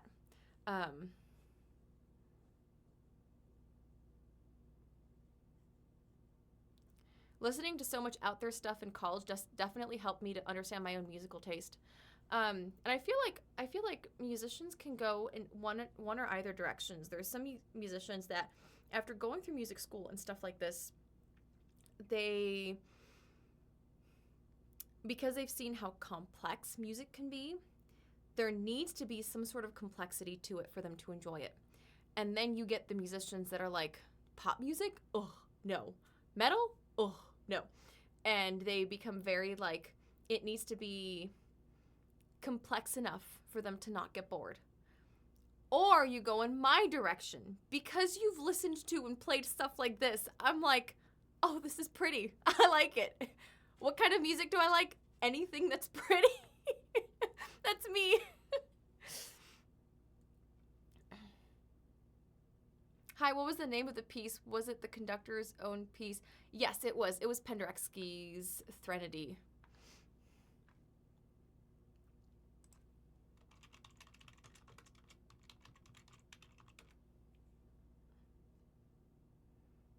But if you didn't experience a conductor composer meltdown, did you even go to music college? Oh my gosh.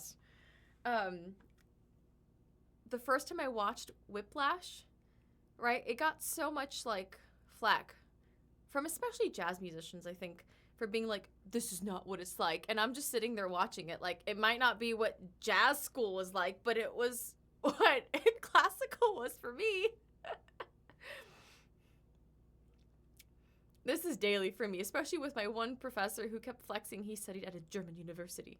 His one flex ever. Oh, I had this one teacher, this one violin teacher, that was like, you don't know, you guys have it easy. You know, like if you didn't have good posture, they used to take a knife and put it right here so that you wouldn't drop your elbow. And I'm just sitting there like, okay, please don't do that to me.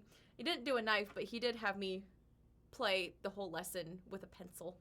I was just like, ow, how do I shift? I don't know what to do. What if I need to move my elbow over here to get something to, what do I do? This is not music, sketchy track, that's funny. So what genre of music do you like? Pretty. He peaked. Context, studying abroad is treated with heightened importance in the Philippines, sadly. Same thing here. Like if someone has spent time in Germany, I feel like if you have studied in Germany or Austria in general, there tends to be a higher sense of esteem. The 2 times that I played with people who studied, no, I've played with a handful of musicians that studied either college or performed extensively in Germany or Austria, and their level of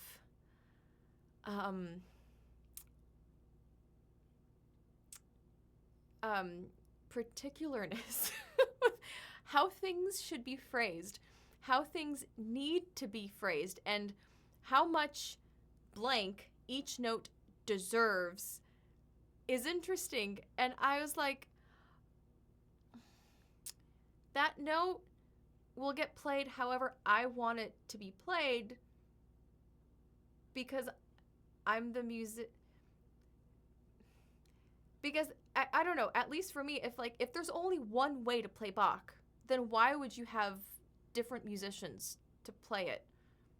If there's only one way that it's acceptable to play Bach, or one way that's acceptable to play Brahms, and that's the only way, and if you break any rules ever, then why would you have different musicians? Like, why would you even check to see if there's different points of view of how things would be phrased, played? I invented a time machine and studied under Bach. Boom, mic drop. Line right. I feel like, so you came in to chat being like, oh, I'm doing a recording session, by the way. And then we derailed you, and now you're not working either. Neither am I. We're just chatting. That's okay. Classical music, elitism at its finest yet again. I did my postgrad in the UK, and my takeaway is that they're a bit more chill than American music colleges in my limited experience. Oh, really? Chill in the performance aspect or chill in the academic aspect? Because there's a difference, right? Like there's some, and it also depends from school to school, but there's some schools that are in, like US is very intense in the performance aspect. And depending on what school you go to is also like, there's a lot of academic, like you need to take all these extra classes that you're not going to need. It's spelled Musik. Real.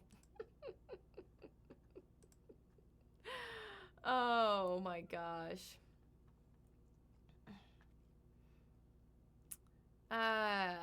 Just...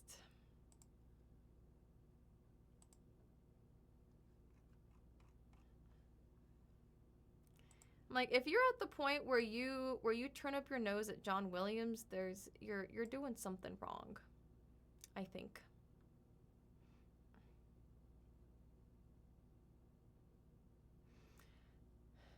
a little more lax in the education aspect. I feel like they cared more about helping us develop as musicians in the school's prestige, which was already well established. Oh, yeah. That was the case. That was the case with Yale. Not with the DMA students, but with every other student. There was this unspoken expectation that if you were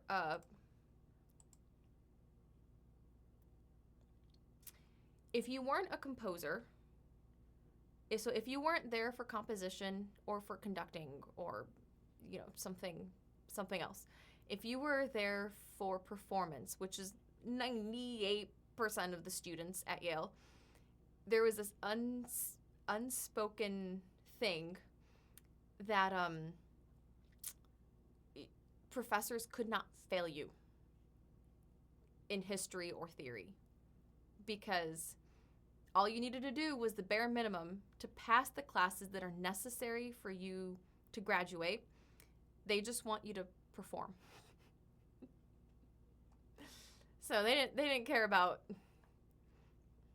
In other schools, there was a little bit more accountability there, but Lurk, have a great day. Thank you, Fatty Whale. Have a good time modding or work or whatever it is you gotta do. Yale, Juilliard, and Curtis have to keep the school's prestige, yeah. Now, if you're a DMA student, it's different. If you're a DMA student, they really do take your academics seriously. But if you're undergrad, master's, and then it depends on if you're at a conservatory or university. If you're a university, then the university portion of the school is like, gotta keep your academics up. And then if you're at a conservatory,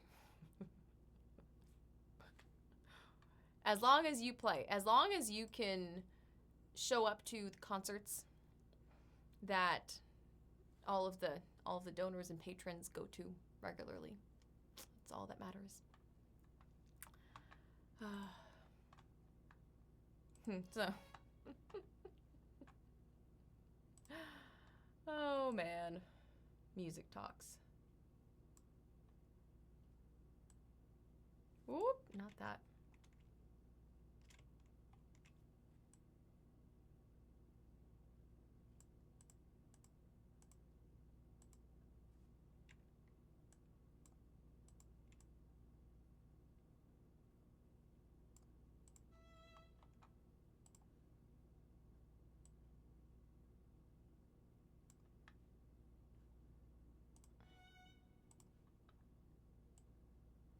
And then I'm not super sure.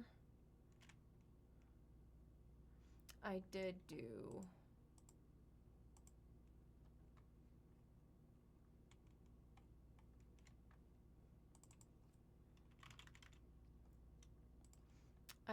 this.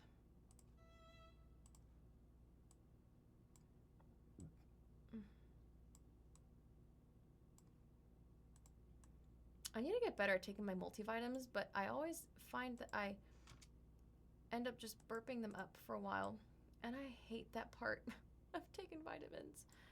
My gosh. As long as your grades are above 50%, you're good, fam. Yes, I was a TA for one of my classes, and definitely the ones that were not okay. It was just like meeting twice a week to make sure that they had just enough of a good grade to pass, because you really wouldn't want to fail them.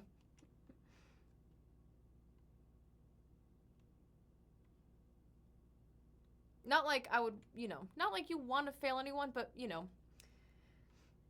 very different than like engineering school, right? If you're failing at engineering, in one of your classes in engineering, you can email your professor and be like, well, you can talk to the TA, and the TA will answer if they have time or if they care. And then it's just like, well, your grade's in your hands. It's up to you. Sorry.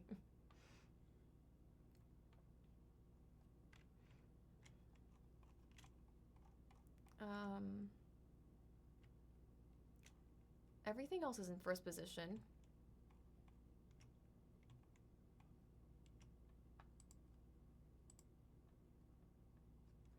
So I'm gonna write...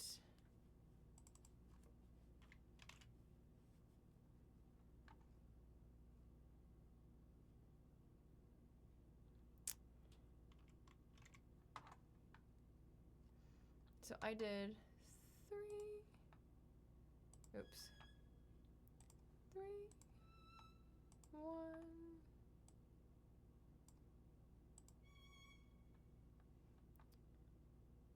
3. Once, exactly. I mean, I was really proud of my grades when I graduated.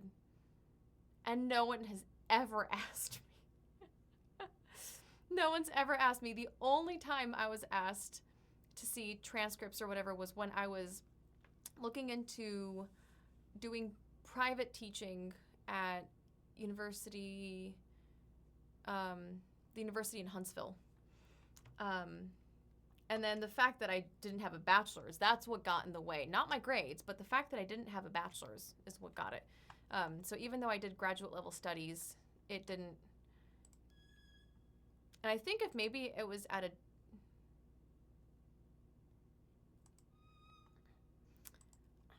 I'm going to write a little, like a little line there so that they know it's an extension.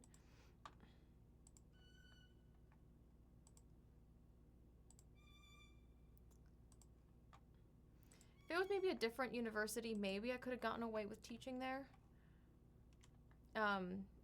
But I feel like if a school is already worried about accreditation because it might not be a very well-known school, they're less likely to hire.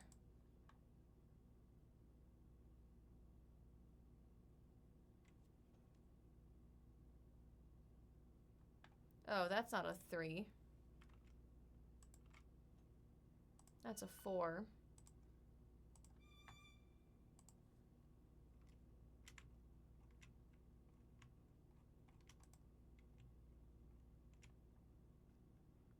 I was like, why is it giving me that?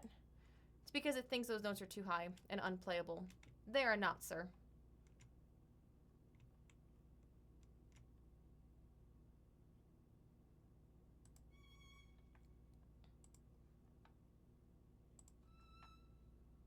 Four, 1, 1.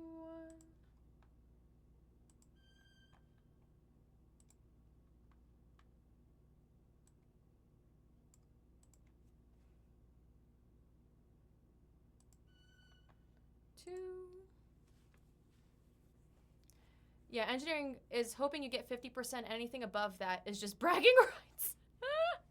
Yes. Oh my gosh, it's ending the semester with a 50% in your online, thing, your Blackboard or whatever. And then your grades coming out and you somehow got an A and you're like, I guess he curved? And every single time just hoping that they curve. Not that I did engineering school, but I was alongside Darth when he did his school, and oh my word. I was stressed for him every single time.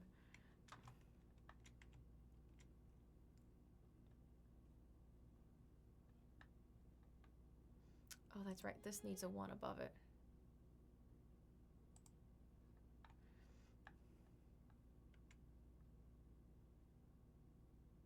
Can you tell I like 3s and 1s?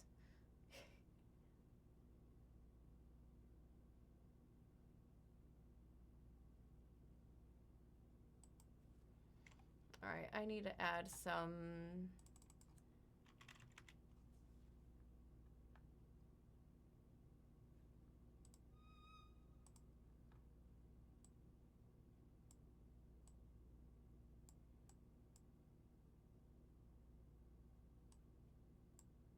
No. No.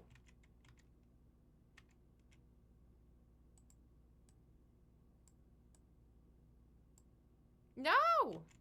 Stop that.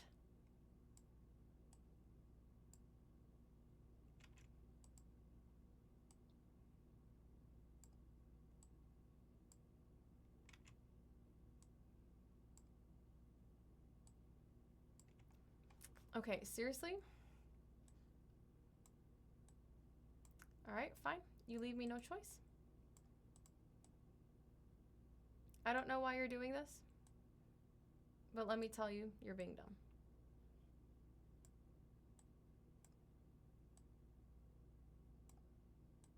Stop trying to fix yourself. There you go.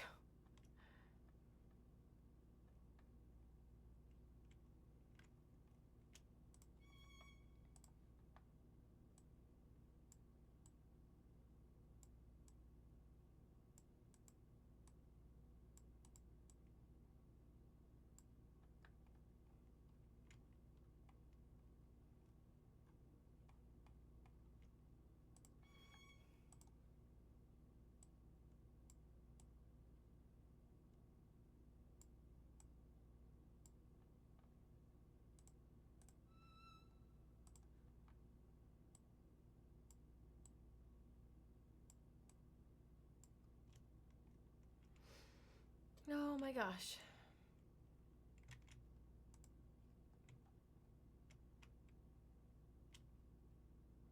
I think that's it.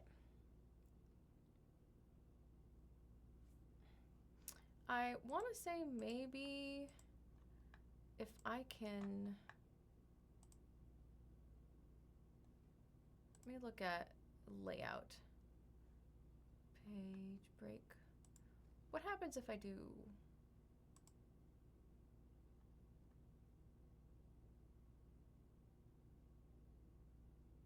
That kind of looks a little better. Maybe I should do...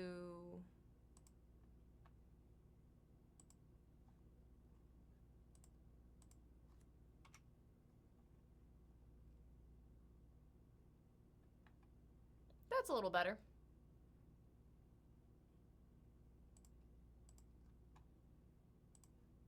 What if I do even one more?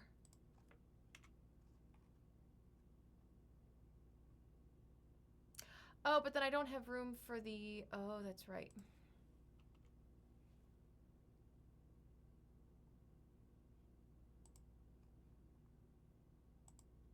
Let me do that. That way here I have a little bit of room.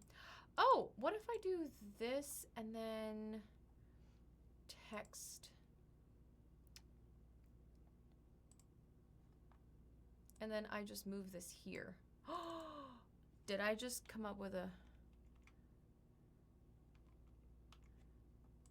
All right, let me do...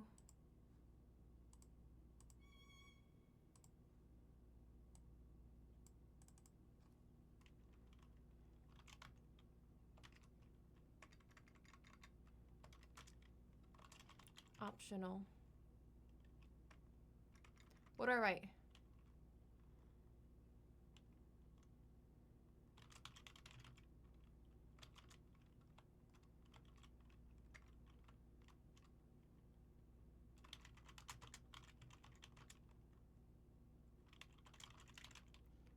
Maybe play it if you want.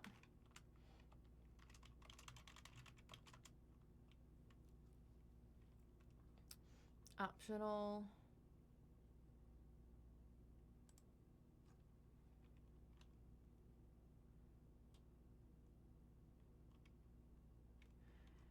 And then the other optional would be...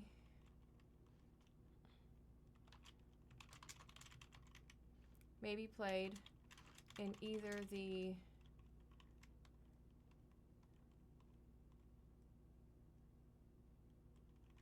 first position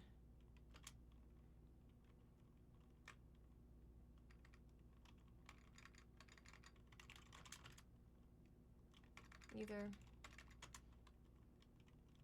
as shown in first position or up on octave. Fingerings are just for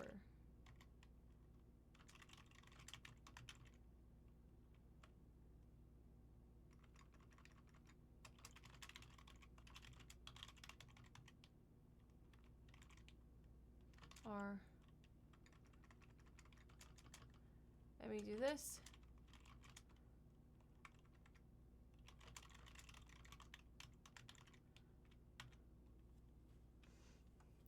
Okay, that makes sense.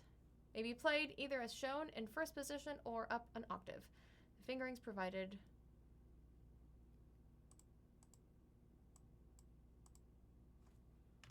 are for the... Does that make sense? That makes sense.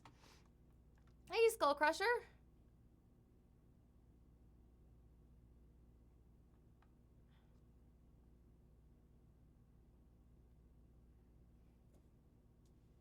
Where is the guitar tab view for us that can't remember how to read music sheets? But this is for... Well, I don't play guitar. This is for the violin version. This is the only way you read music in violin.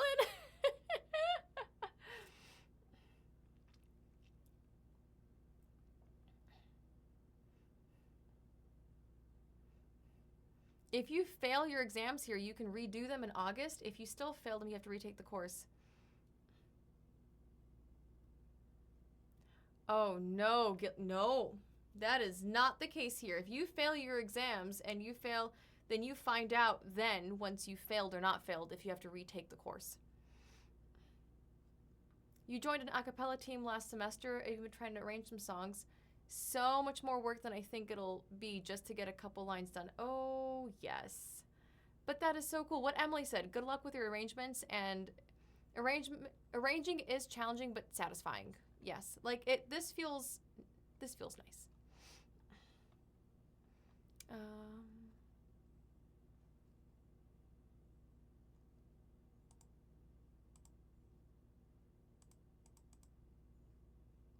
Then page settings.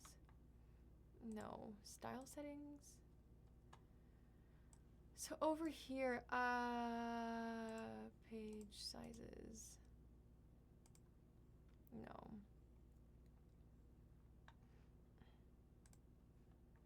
So the only thing here is I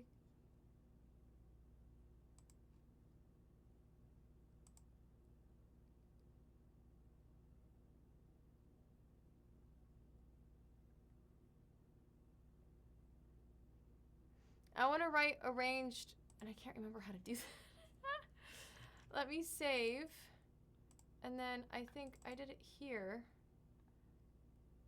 It's loading. It's loading. It's loading. It's loading. And I forgot how to do it.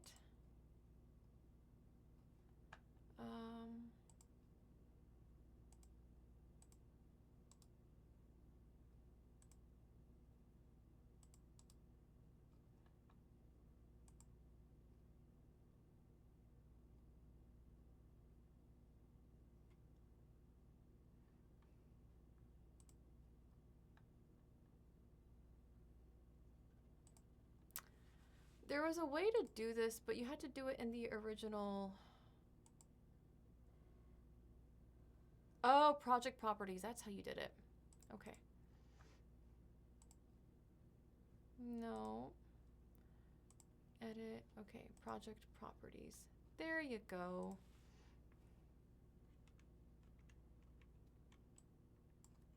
I'm going to do this for violin.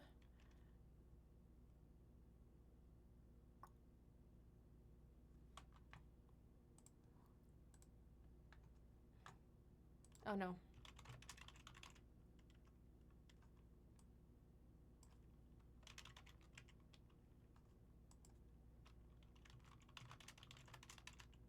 And then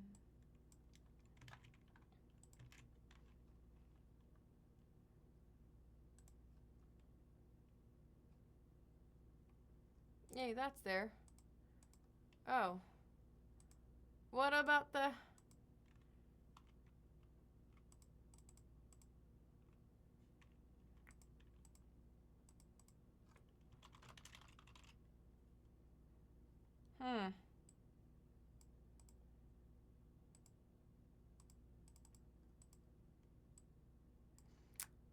Hold, okay. So if I do this,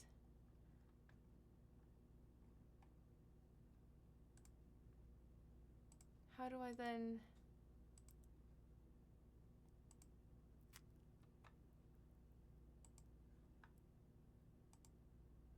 Style settings?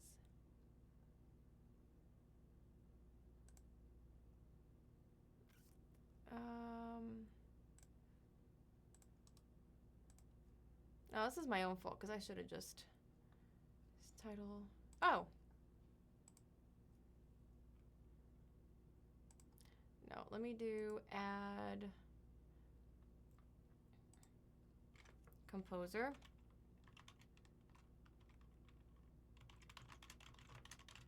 There you go.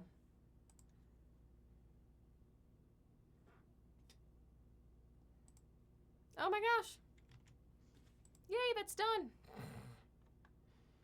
That's how long it takes to do this. I have gold, now we're done. Let me see. Now I have... Oh my gosh. You know what I feel like doing just because I've been working a golden hour? I think I'm going to finish up maybe just mixing it. Maybe that's what I'll do.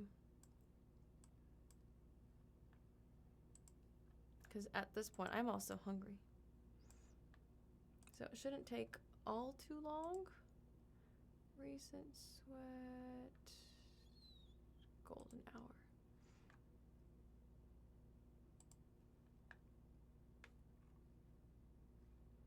And then preferences.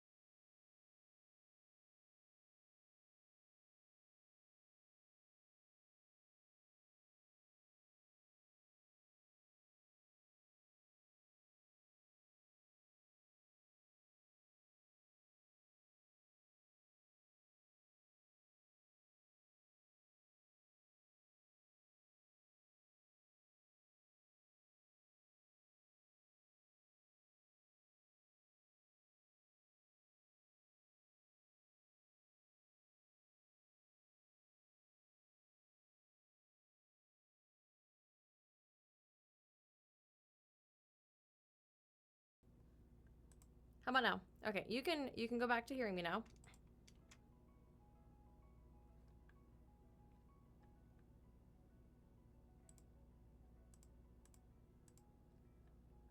Okay.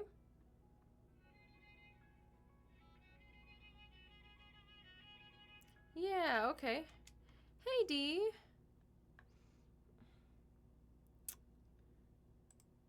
So, interestingly enough,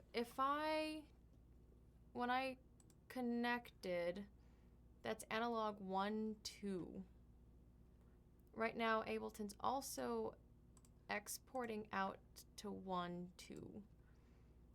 What if I had it be 3, 4?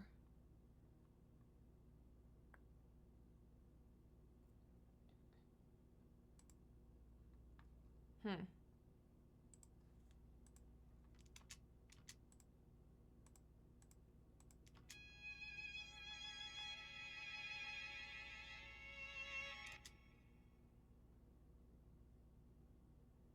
Could you hear that loudly?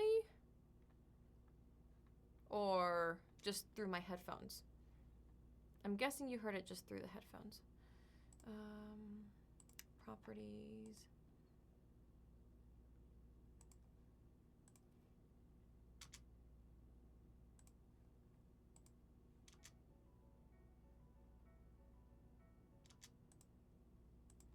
Oops, I did not mean to do that. I meant to do that. And I meant to do... Please work. Please work.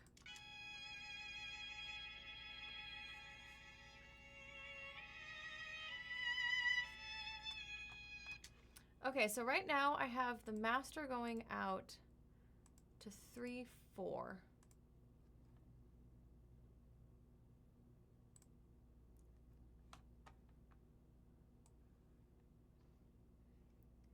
Whoa! I've never looked at this before.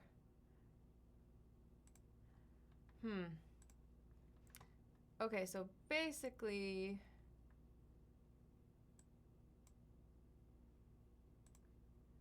I have this...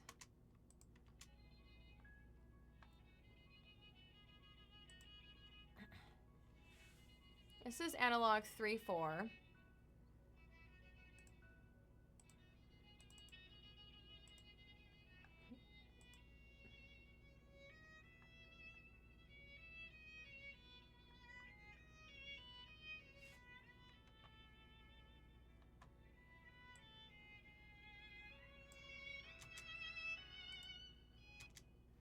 Okay, so here, I'll show you what I'm looking at. Here, this is me. Now you can, oh boy. Okay, so if you see this, I've got my mic. So this is my mic, and it's analog 1 and 2.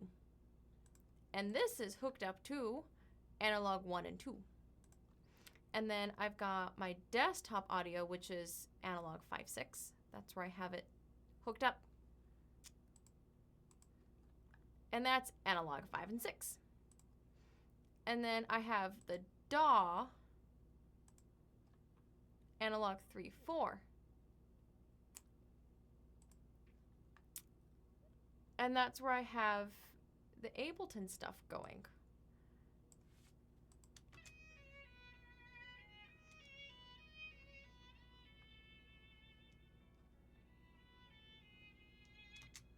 So everything is exporting to the master, and the master should be exporting here, right? Choose which audio hardware outputs to make available to live tracks.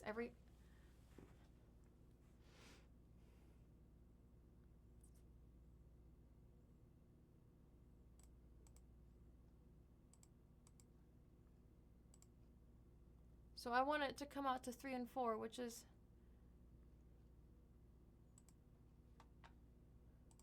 Do I need to maybe exit out? Maybe? Let me exit out of Ableton and go back in. I don't know why. Ah! Can I play this on piano? Muffin, were you talking about, I think I saw that. Were you talking about Threnody, or were you talking about Golden Hour, or this?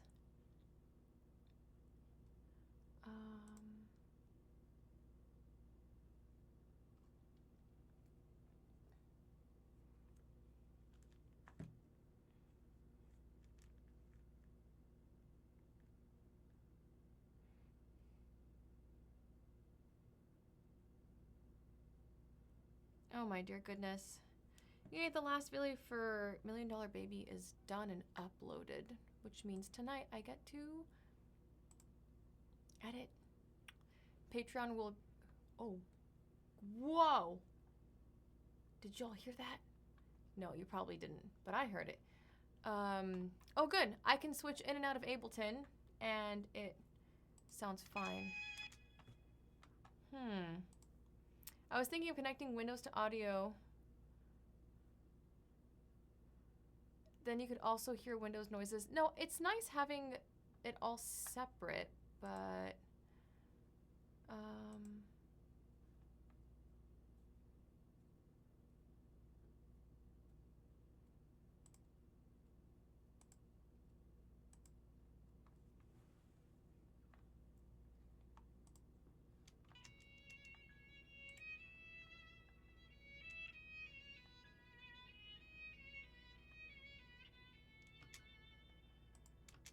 actually, that might not be an awful idea.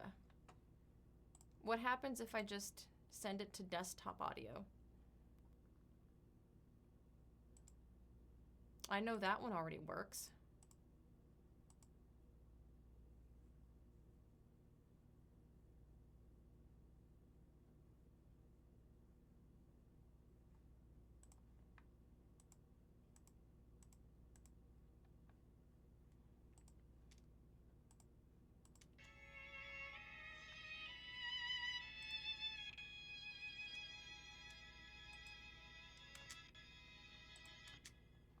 That's weird. I thought I just...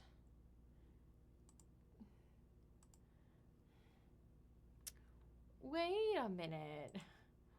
Wait just a minute. Oh yay! Call Me Goodness came out with a new music video. Oh, that's interesting. Okay. Now desktop audio doesn't work at all for you either. Oh no. Excuse me.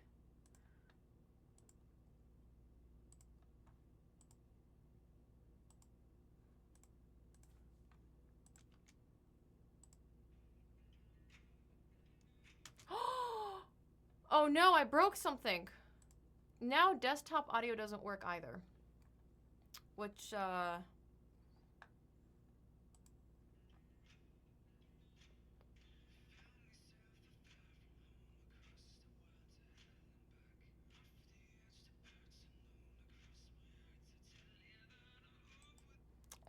it's a cool music video. It's an official music video. That's so cool, but y'all can't hear it. Oh shoot. See, now I'm concerned with the fact that I broke it.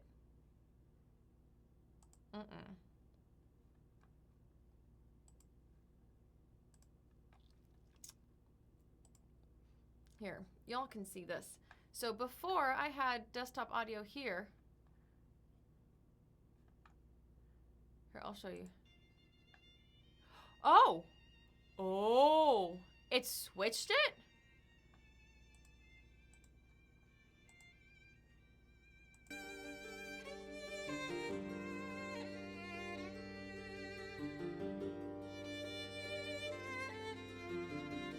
Okay, desktop audio now works. Because apparently that's what I had it. Okay. So now if I have...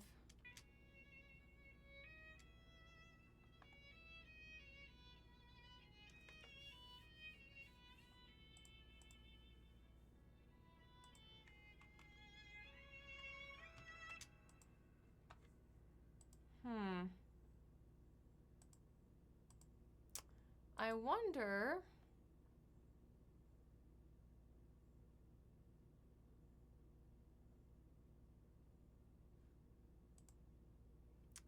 Okay. I have a question. What if, because I used to use... Can I delete... Can I delete audios? How do I delete it? I don't want it anymore. Can I delete it?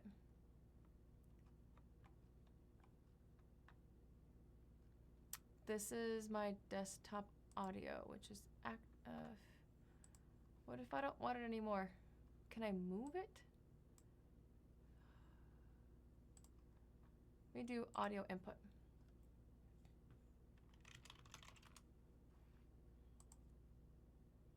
Let me call this 5.6. Okay.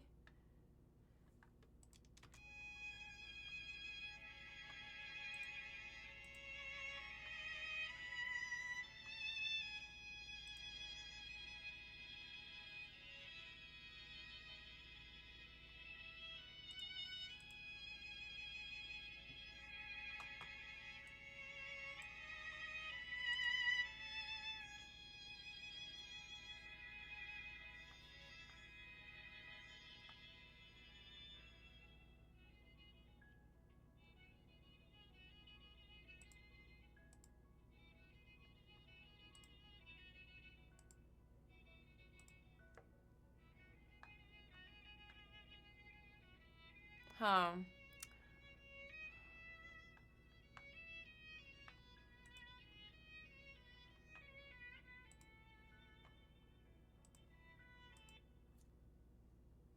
I can't figure that out.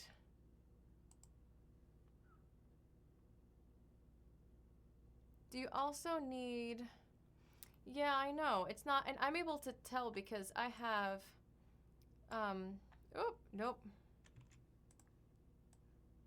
So right here, I have Ableton and the DAW, right? So both of them are technically whatever. But when I talk, I can tell if you can hear me because I see this moving. So the fact that I'm playing Ableton and I can see Ableton's going in through here. I can see this moving, but I don't see it moving here. So I know that you're not hearing anything. I can tell. And I just don't know why. But at this point, I'm gonna call it done for today. I'm gonna call it done for today just because I'm hungry. And I know that I can always think a bit better after thinking on it. Usually when I don't ever stop thinking about work. Ever. So usually when I'm eating is when I'm watching like mixing tutorials or mastering stuff or whatever. So I'm probably going to be watching or looking for the answer while I'm eating just to take a step away from my computer and then come back. That's probably what I'm gonna do. So, do you also need to configure something in Ableton? Yes, I do. Here, I can show you. And I did, oh, you can't see it. No, you should be able to see it. Right here. So right here, if I have it 5 to 6, so the output is in 5 and 6. See, that's working. But then also, if you see analog 5, 6 is right here.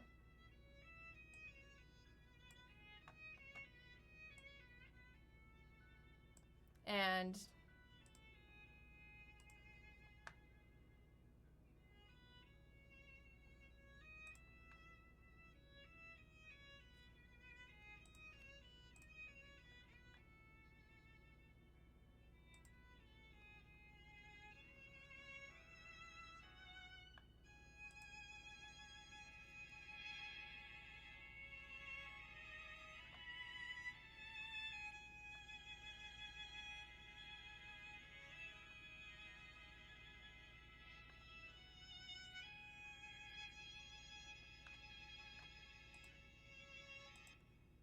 and if I play my Spotify, you see analog 3, 4 is working.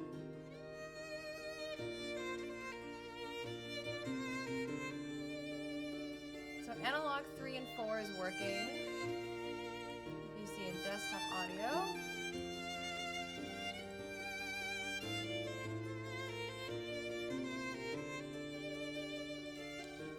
So that's kind of why. So anyways, that's kind of why I'm like, you know what? I'm gonna eat and then figure out how to connect it. Overall, though, I'm really happy with how much work I got done today. For those of you who, I forget what tier sheet music is in. I think it might be the $10 tier or $5. I always have to double check. But sheet music for Golden Hour will be put up, like, so you know what? Let me just download it now. Export just the violin.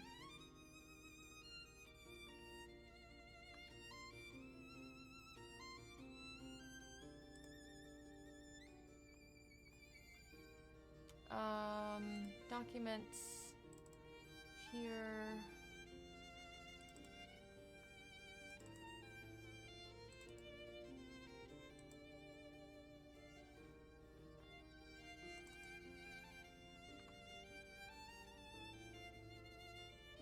Oh, goodness gracious. This is how it exported. I don't know why it did that.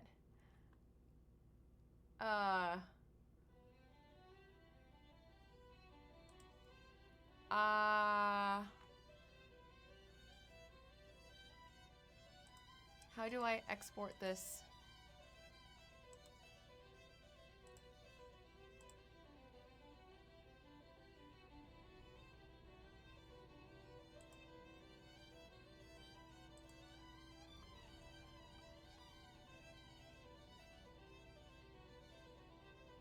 Just like this.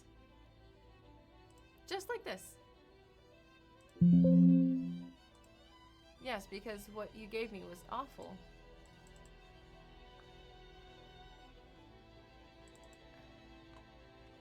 Oh, goodness. Oh, no. How do I print this out? Ah!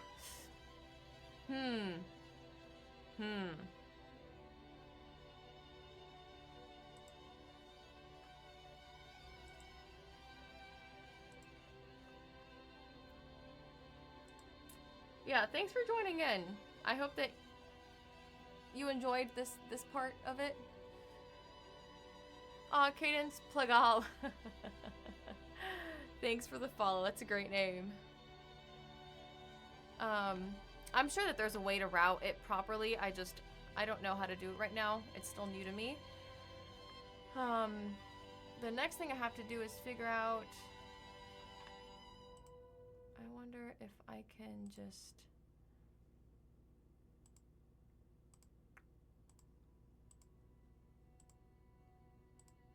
Oh, maybe I can just do this.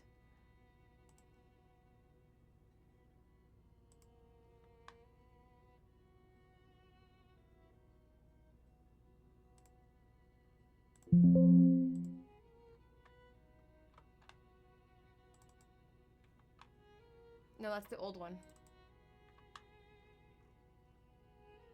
Yay! Look at that, that's wonderful. Awesome, okay.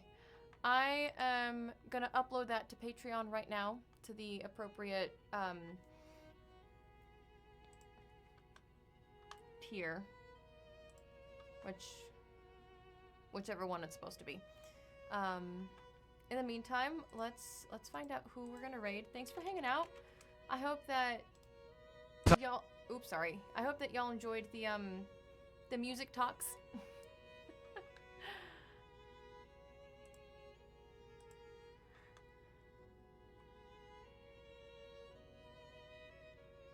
Aw, thank you, Splady Kate. I had fun. I hope that you guys had fun.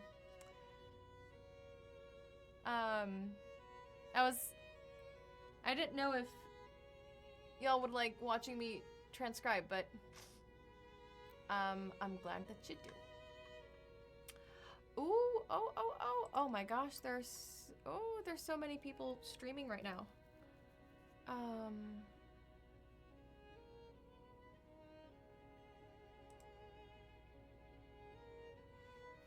Oh my gosh. Okay, so Frank Frank is streaming. Mr. Piano Man Official are streaming. Ficta, BHP, Adele and Andy, Anna Luther, Andy the Frenchie. Does anyone have any preferences? Oh, you know who I haven't? There's also Nina Mare that I haven't streamed in a while. Rated in a while.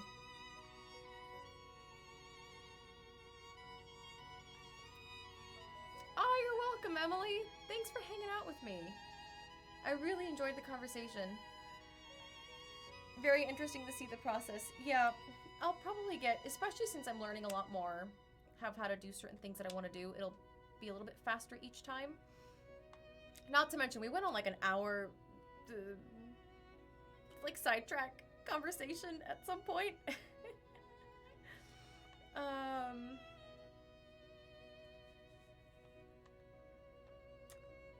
So yeah, let's raid Nina Mare.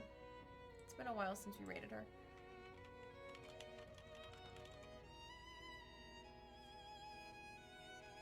It's good to take breaks. I don't take breaks. Alright, I will next be live on Friday. That will be for requests.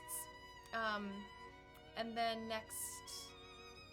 I want to say next week will be Tuesday, Wednesday, Friday again, the regular schedule. On Wednesday, I want to say I will be thinking of some new things to record. I'll probably have all of my MuseScore stuff already transcribed, so next Wednesday will probably be a separate recording session. Working on something new. I may get some ideas from Instagram, like maybe some Disney songs, and then probably we'll send Patreon a vote so they can help me figure out what to do. And yes, I like this type of content too much. Oh, yay! Yay, I'm glad. Alright, before the raid call runs out, I'm gonna go raid you guys. I'll see you later. Bye.